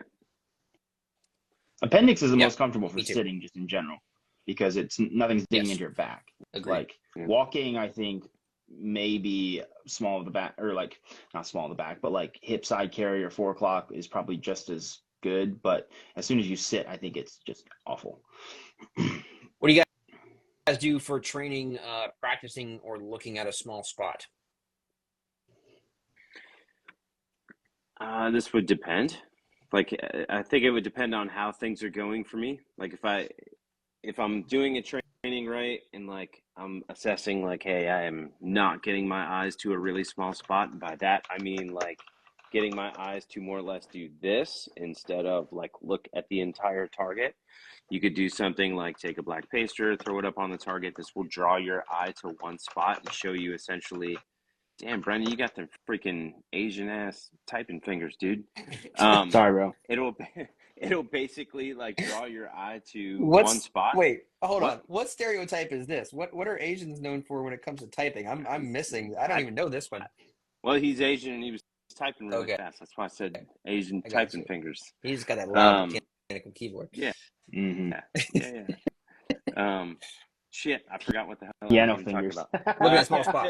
I have Yeah, violin fingers. I thought you just played the cello. But yeah, like taking like a black paster and sticking it on a target, like to draw your eye to a spot like this will show you like what it should actually look like. And then I think once you figure out like, oh, okay, that's what it's supposed to look like, then take it off, right? And then see if you can replicate it again. Another thing that I do that I find actually super challenging, occlude the dot, look at a white wall and try to look beyond the gun. I think this is super freaking hard if you've never tried it before, but it will show you like what your eyeballs need to do in terms of focusing beyond the gun. Like they need to converge on the spot, not on the gun. So like anything that you can do to like put the dot in front of your face and look beyond it and see what that looks like will help you a ton, I think. Yeah. Mm-hmm. I think that, again, this is a huge problem because it's very difficult to get people to understand what looking at a small spot looks like and feels like. And for all I know, we're all three saying it and we mean something a little bit different. Yeah. Right. To me, I try to simplify it as much as possible. Like I'll get like 15 yards away from folks with a target, like just trying to get far enough where it's difficult, if not impossible, to like see, the actual letter A on the target, right? And I'll be like, hey man, is this the exact center of the target where my finger is? And they're like, no. And I'm like, well, can you look at where my finger should be? And they're like, yeah. I'm like, well, that's what you're supposed to be doing. It's like looking exactly where you want the bullets to go. That's to simplify it as much as possible. But that's really all that we're talking about.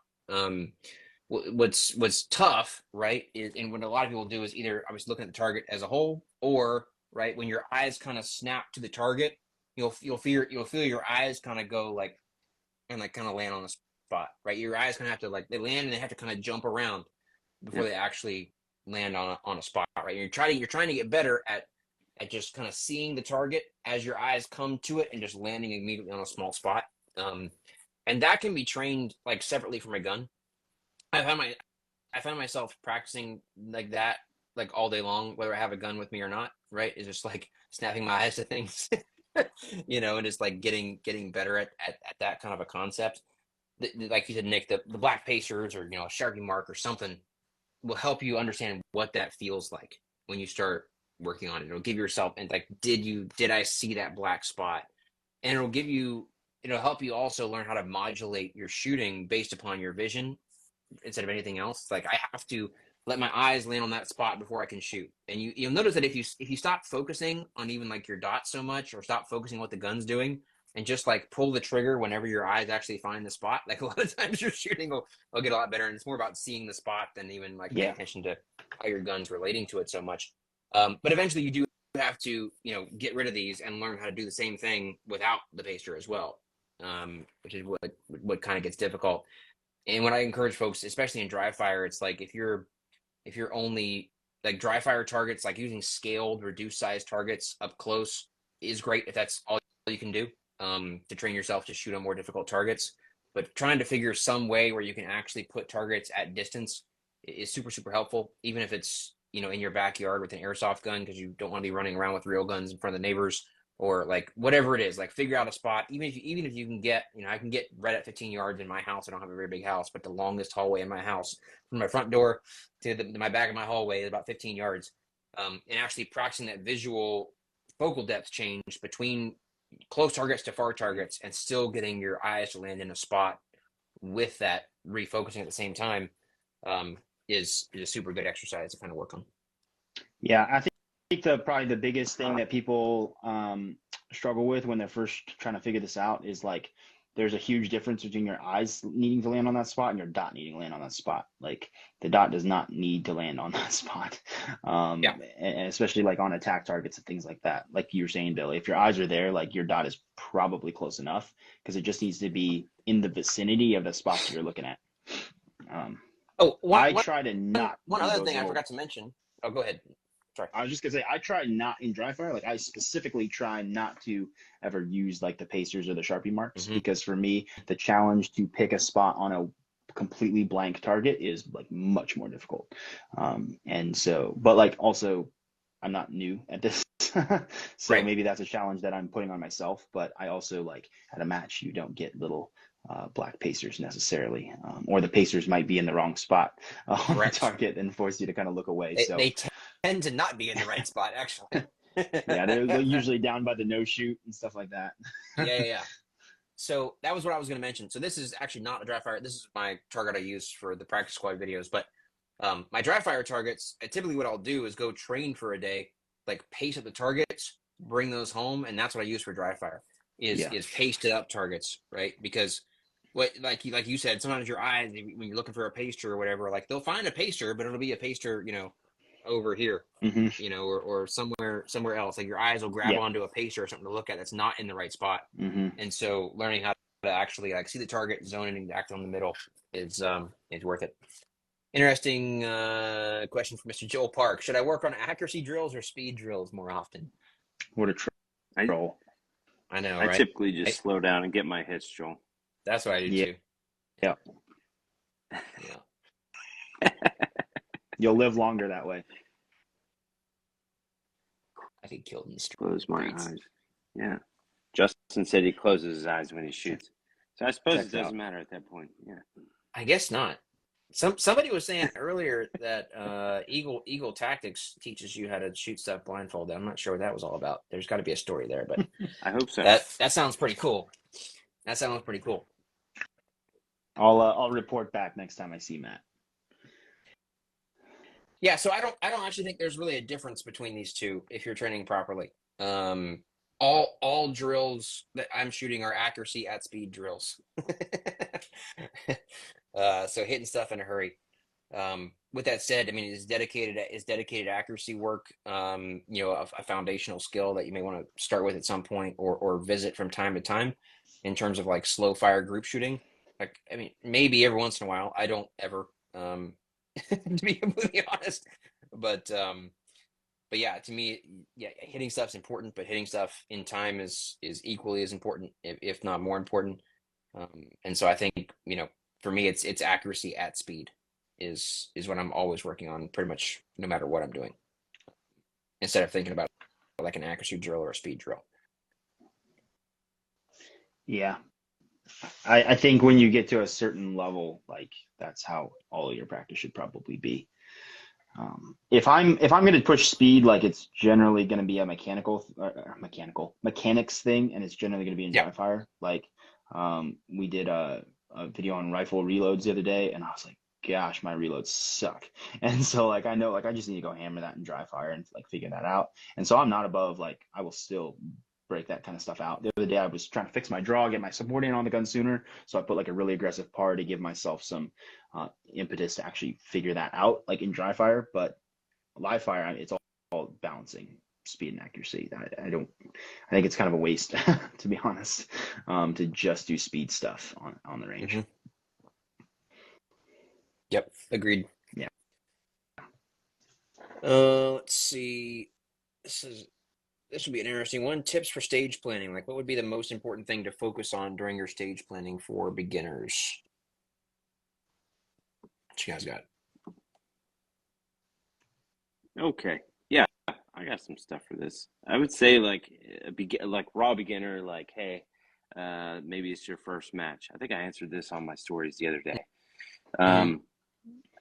A quick story about this. So like I was at a match one time, squatted with a guy. It was his first match, and he was like super nervous. And this girl who was on the squad, I think she's like an A-class shooter. I won't say her name. Anyway, she was like, run over to here, shoot those 4 on the move while you're, going over here. You're going to activate, the swinger here and all. It was like so complicated. And I was like, I watched him run it and it was a complete dumpster fire. And I was like, hey, man, maybe you should just like run to a spot, do what you can do on these, on this array that's in front of you, shoot it left to right, right to left, whichever, is going to put you in a place where you can get out of that position and closer to the next array. And, maybe not complicate it so much. I think that, like if you're a raw beginner and you're like, I'm going to do Billy's stage plan, that's probably a bad idea, right? Like, cause you probably can't execute it at, the skill level that Billy can. And so I think like knowing what you can do right from the rip is like a really, really good idea. And then, as you get better, like focusing on specific things that you can do on a stage. And like that should be what your stage plan, is based around. Now, like if I shoot with Billy, like I'm 100% going to be like, all right, what's he doing? What did I have in mind? Like I'll bounce ideas off of him. Like we've done that before. But yeah, if it's your first match, that's probably not a good idea. I don't think. Yeah. That Yeah, it takes was some maturity and experience to be able to look at like develop a plan and look at somebody else's plan and tweak it. Like for most beginners, that completely throws them off. It was so funny because you posted that video like to responding to a guy who was literally saying like, I'm getting ready to go shoot my first match, and you were like, don't try to do crazy GM stuff. And then I like immediately, like 2 minutes later, posted a video that I had recorded the day before that was like, hey, if y'all want to be GMs, you need to go do GM stuff. And I immediately started getting DMs like, man, I get, y'all, disagree on this or whatever. And I was like, no, we're not talking to the same people. We're not talking to the same people. Dude, the internet lives in 15-second clips. Right. Like it's almost useless half the time. Yeah. So, I mean, for raw beginners, I mean, probably the most important thing for you to figure out is where are all the targets? Right. And like I said, that sounds basic, but all of us, I'm sure, have not known where a target was or known a target was on a stage and just like skipped a target at some point in a match. It's a thing. Figure out where the targets are and then just focus on like, man, how am I going to actually move to the points that I have to shoot these targets from on the stage in a safe manner without getting DQ'd. And just know where you're going to shoot all the targets from. And that's like that. If you can figure that out for every stage and have a decent plan as far as that goes, like you're going to be in a pretty good spot for surviving the first match. Yeah. For me, it just kind of expands from there, and you kind of add layers as you go up in skill. So my basic checklist for like stage planning is like, where are the targets? Where are the forced places that I have to go on the stage to shoot those targets from? Identify those, and what is the most efficient path through those forced shooting positions? And then what's the most efficient way to like stay shooting the whole time, i.e. where am I going to engage those optional targets that I can get from more than one place kind of on the way, right? Things like where you're going to reload, opportunities for aggressive movement transitions, like all that stuff's going to come into it, assigning confirmation levels to all your targets. That's all stuff that I do as a part of a stage plan on every stage, but I'm probably going to put out a longer video on that at some point here soon, but there's a bunch of stuff you can go into for it for sure. But start out basic, like where are the targets, where you're going to shoot them from, how are you going to move safely without getting DQ'd on your stage. That's a great place to start, I think. I don't even know why I just clicked on this, but no, I don't know what.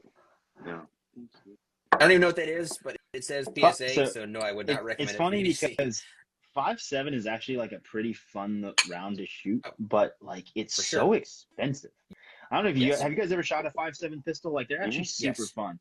And if I could buy that stuff as cheap as 9, like I would, sure, I would maybe carry like a rifle round and a pistol, sure. But like it's freaking expensive, man. Like, ugh. I can't train with it, so anything I can't train with, I'm not gonna like really use. You can't train with it. It's kind of huge, and it's also like not really designed to work well for most situations you'd be carrying for. Like it's designed to penetrate stuff. In other words, it's designed to like poke really small holes in things, which is not necessarily what you want. So Yeah. Probably not. No. I see a comment from our buddy at Holosun, Josh. We get a crazy amount of requests for new 507 comps ranging from 1 MOA all the way up to 10 MOA. Thoughts on where you fall with preference? I know we're going to have some different answers on this. What I think we'll agree upon universally is that it would be more useful to have a reticle like the 507 comp that had like multiple sizes of just a Yes. dot on it than Yes. like all the other funky stuff. That would be super Yep. useful. So like Yeah. from my experience, and Josh knows this, but like I've worked at Vortex for the last 2 years and was asked a lot of opinions on developing new pistol dots. Whether or not they ever took my advice or anybody who shoots advice is besides the point. But Yeah. multiple times, like all the guys over there have asked for that exact thing. So I would like a 1, a 2, and a 5 or a 6, right? Instead of a bunch of like other reticles. Like you can still throw in like the rings or whatever for the guys who really like that, because some people do for sure. But if you could do that, that would, like, you have my money all day long, like every single time. Vortex will not do it for whatever reason. So I don't know if Apparently anybody the else. tech isn't there yet. That's why. Yeah, That's what Josh I mean, said. I do hear that, and I'm not the guy building these, but I'm not 100% sure I buy it from the perspective of like when you take the battery drawer off of this optic. I'm sure you guys have done this. There is 3 contacts in there. One of them says 1 MOA, one of them says 2.5, and one of them says 6, and just one of them is soldered. It's literally just a connection that changes the size of the dot. So to me it seems doable. You just have to have some kind of a switch in there. But what do I know? I'm definitely not building these things. But regardless, in terms of dot sizes, I think we all prefer something a little bit different. I am definitely on the small dot side of the house. So I shoot pretty much only 1, and now with the 507 comp, some 2 MOA stuff. So that's good for me. But some of these guys like bigger stuff, I think. I will say from Holosun, like if we could see a bigger dot option, I think a lot of people would be very stoked about that. Something in the 5 or 6 realm would be great. Like I don't have a problem shooting 2 MOA because I've done it a lot. But if my preference is 5 to 6 for like practical shooting, yeah, it'd be cool. I like a 5 MOA dot. I shoot a 2 MOA dot because I like the 507 comp better than the SRO. There you go. I deal with the 2 MOA comp, and to be honest, I'm not even sure if I notice it anymore. So maybe a 2 MOA is my preference. Yeah, I don't know. It's funny. I may put up a video on this. We were shooting at 2 gun stage yesterday, and it was one of those deals where like folks would come over here and shoot pistols, and they would like dump their pistol and like run to the other range and shoot rifles. You may have seen my video on that, right? So like my job for like most of the day was to like go grab somebody's pistol, like clear it, and like carry it over to where they were, right? And I looked at all their dots, and I'm convinced that almost everyone is running dots way too bright. Like it is wild. Crazy how blaringly bright people are running dots, and the argument for me there is sort of the same as it is with dot size, which is like you do not want to be looking at your dot. Like it is one of the hardest things about shooting a dot is not looking at it. So if it's like super huge or super bright, to me that's more visually distracting and makes you want to look at it more. Whereas if it's kind of small and it's just dim enough that you can be aware of where it is, but not so much that it's really grabbing your attention, to me that's ideal. Focusing the reticle in the window is a key part of the design. You have to pick which one gets the best focus. Once you add more LEDs, you also get more reflection, which is a major issue. Yeah, fair enough. That's not my department for sure. But yeah, I think, if we could at least have like a 2 and like maybe a 5 option, that would make a lot of people happy for sure. All right. At what point do you think the stage comes naturally or not second guessing? That's do you mean like maybe a stage plan? I'm not sure. I would assume. Yeah. So in other words, not second guessing what you're doing and just like flowing through a stage well. When does that come? Oh man. I'm not sure when that comes. I would assume that it would come at a different place for every person. But like for me, I think it started coming after I think it was the last JJ class, the second JJ class that I took, which was, I'm not sure what he calls it, but like we did a boatload of stages and movement and stuff, shot a match with him afterwards. Mm-hmm. And like it started clicking for me when he started talking about like blending positions, using arrays to blend the next position. So in other words, like if say for instance, if you shot one array left to right, but that put you further away from the next array, that would not be a good idea. And so Right. shooting it right to left, which would put you closer to the next array. And so you can make it sound like continuous gunfire throughout the entire stage. Like that should be what you're looking for.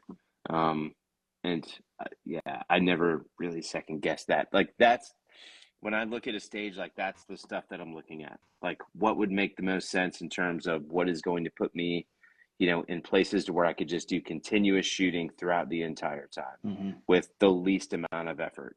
I think that's important too, because you see a lot of people like, like running really hard, and it's like, man, if you just like shot that a little differently, you would have been over here, and then you could shoot better points, move with less effort, and be all around faster. Yeah. To me, there's several layers to this. Obviously, experience shooting stages is certainly part of it, right? It's for sure.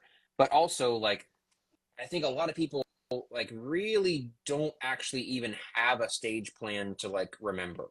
In other words, like if before you shoot your stage, if you turn around where you can't see the targets, like can you actually tell me where all the targets are? Like what they look like? Like Yeah. if there's a partial on that stage, can you tell me A, that it's a partial, but B, like what orientation the no shoot's at, and like how much of the A zone is exposed, and where you're planning on aiming on that target? Most people cannot answer those questions before they go shoot the stage. And so you don't Yep. actually know what the stage is, which is why you're second guessing as you go through it. So just actually having a really solid plan and like actually memorizing it before you go shoot the stage, to me, is like the first part of being able to flow through a stage without second guessing as you go. Now, even when you start trying to do that on purpose, like it's going to take reps, but those are reps that you can do separate from a match. So you can practice that idea of memorizing the stage plan, visualizing it, and then giving yourself one chance to go shoot it and get it right very, very easily and way more efficiently in your training, even in dry fire. You can just throw up some targets and be like, hey, I'm going to shoot target 1, 4, and 6 from position 2 and target 2, 3, and 5 from position 3. And I'm going to come back here and I'm going to shoot these two targets differently, right? Come up with this sort of random thing. You don't need walls and barrels and all that kind of stuff, but just make yourself memorize a bunch of stuff. Give yourself, one chance to shoot it. Step off the stage, visualize it, come back, shoot it once, change it up, and do something different. Donnie says, "What's going on, connection?" I think we're all good. I can hear and see everybody fine, so I assume it's just Everything's you, good. bro. Yeah, I mean, I think a lot of that, like what you're talking about, Billy, is the execution part of it. For me, like I still second guess myself when I will kind of come up with a stage plan. I'm like, is this the best one? Is this the right one? Does this play to my Sure. strengths? Like blah blah blah. And I think that's just a very easy thing to get into your head. I think the biggest thing you said is match experience. That's for sure. Like you have to, I think at some point you have to go, all right, I'm going to come up with a stage plan. I'm just going to focus on executing it correctly. And once you have some reps under your belt of executing a stage plan correctly, that's a win. And that builds confidence for you. And so then later you can go, okay, I've got this stage plan. And then you might see a GM do something slightly different. You're like, oh shit, that's a great idea. Well, now you're not going to be so stressed out to change that because like if worst comes to worst, you can just come up with a stage plan and run it, right? And I think that frees up a lot of kind of bandwidth and kind of takes away some of that insecurity. Like for me, it's if you're going to focus on coming up with a plan, identify all the targets, identify the force shooting positions, identify where you're going to do your reload, and make your stage plans essentially as simple as possible, kind of like Nick was saying earlier. And then just figure out how to do all of the parts of that, like without a huge mess up, and I think that is like really key. And I've been guilty of that for years of completely overcomplicating things because I was like, I need to stage plan at this level. And I was like a this level shooter. Right. And so now I'm trying to bring the stage plan complexity down a little bit to match where my shooting level is. And I found that to be extremely helpful. Yep. Yeah. Hey, Yeah. I need Learn how. Go ahead. I need to jump off of here. My phone is like about to die. It's on like Yep. 1%. I think that's good place anyway. The Graham let us go for way longer than I was expecting to go. We got a couple questions left. If you guys really need answers on stuff, DM me or one of these guys, and we'll help you out, or we'll do another one of these before too long. Hope that I can save this and upload it so the folks can see it, but we'll see. But good stuff, fellas. I appreciate you, and we'll do it again sometime. All right, see you guys. See you later. All right, later. Longer video on that at some point here soon, but there's a bunch of stuff you can go into for it for sure. But start out basic, like where are the targets, where you're going to shoot them from, how are you going to move safely without getting DQ'd on your stage. That's a great place to start, I think. I don't even know why I just clicked on this, but no, I don't know what. No. I don't even know what that is, but it says PSA, so no, I would not recommend it. It's funny because 5.7 is actually like a pretty fun round to shoot, but like it's so expensive. I don't know if have you guys ever shot a 5.7 pistol? Like they're actually super fun. And if I could buy that stuff as cheap as 9, like I would, sure, I would maybe carry like a rifle round and a pistol, sure. But like it's freaking expensive, man. Like, ugh. I can't train with it, so anything I can't train with, I'm not gonna like really use. You can't train with it. It's kind of huge, and it's also like not really designed to work well for most situations you'd be carrying for. Like it's designed to penetrate stuff. In other words, it's designed to like poke really small holes in things, which is not necessarily what you want. So probably not. No.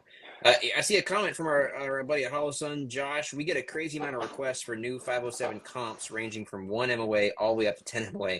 Thoughts on where you fall with preference? I know we're going to have some different answers on this. What I think we'll agree upon universally is that it would be more useful to have a reticle like the 507 comp that had like multiple sizes of just a dot on it than like all the other funky stuff.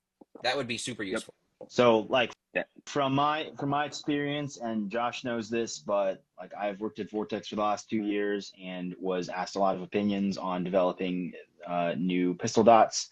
Whether or not they ever took my advice, or anybody who shoots advice, is besides the point. But multiple times, like all the guys over there have asked for that exact thing. So I would like a 1, a 2, and a 5 or a 6, right? Instead of a bunch of like other reticles. Like you can still throw in like the rings or whatever for the guys who really like that, because some people do for sure.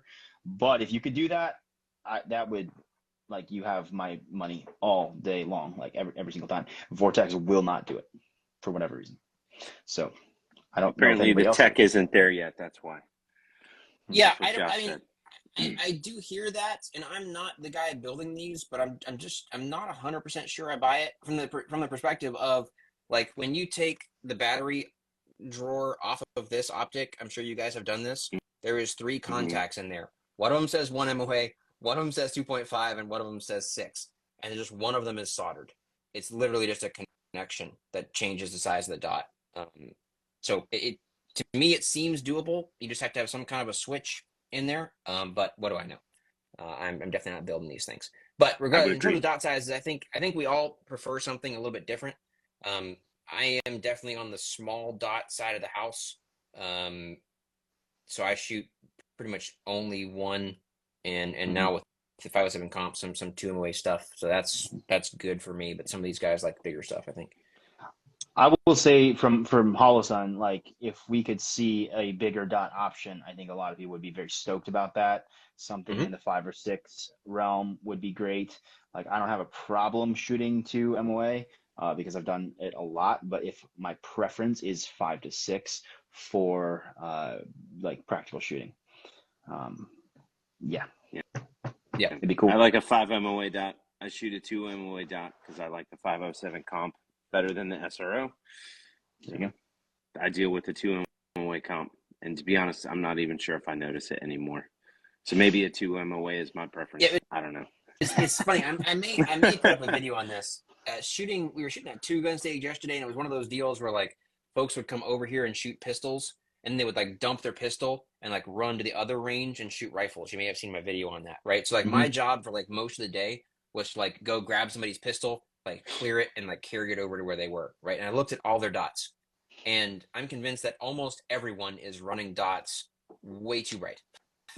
Like, it is wild Crazy. how blaringly bright people are running dots. And the argument for me there is Yeah. sort of the same as it is with dot size, which is like, you do not want to be looking at your dot. Like, it is one of the hardest things about shooting a dot is not looking at it.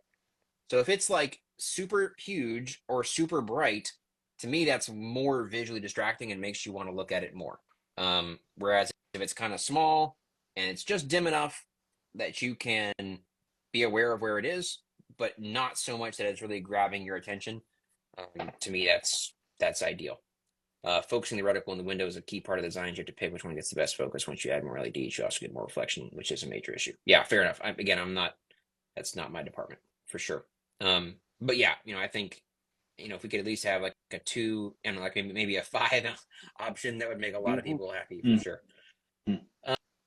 All right. At what point do you think the stage comes naturally or not second guessing? That's Yeah, do you mean like maybe a stage plan? I'm not sure. I would assume. Yeah. So in other words, not second guessing what you're doing and just like flowing through a stage well. When does that come? Oh man. I'm not sure when that comes. I would assume that it would come at a different place for every person. But like for me, I think it started coming after I think it was the last JJ class, the second JJ class that I took, which was, I'm not sure what he calls it, but like we did a boatload of stages and movement and stuff, shot a match with him afterwards. And like it started clicking for me when he started talking about like blending positions, using arrays to blend the next position. So in other words, like if say for instance, if you shot one array left to right, but that put you further away from the next array, that would not be a good idea. And so shooting it right to left, which would put you closer to the next array.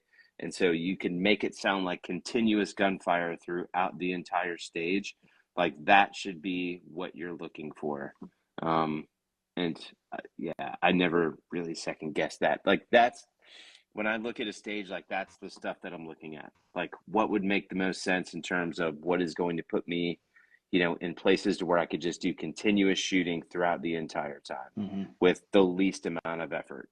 I think that's important too, because you see a lot of people like, like running really hard, and it's like, man, if you just like shot that a little differently, you would have been over here, and then you could shoot better points, move with less effort, and be all around faster. Yeah. To me, there's several layers to this. Obviously, experience shooting stages is certainly part of it, right? It's for sure. But also, like, I think a lot of people like really don't actually even have a stage plan to like remember.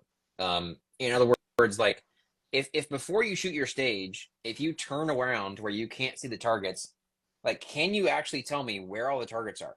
Like what they look like? Like if there's a partial on that stage, can you tell me A, that it's a partial, but B, like what orientation the no shoot's at, and like how much of the A zone is exposed, and where you're planning on aiming on that target? Most people cannot answer those questions before they go shoot the stage. And so you don't actually know what the stage is, which is why you're second guessing as you go through it.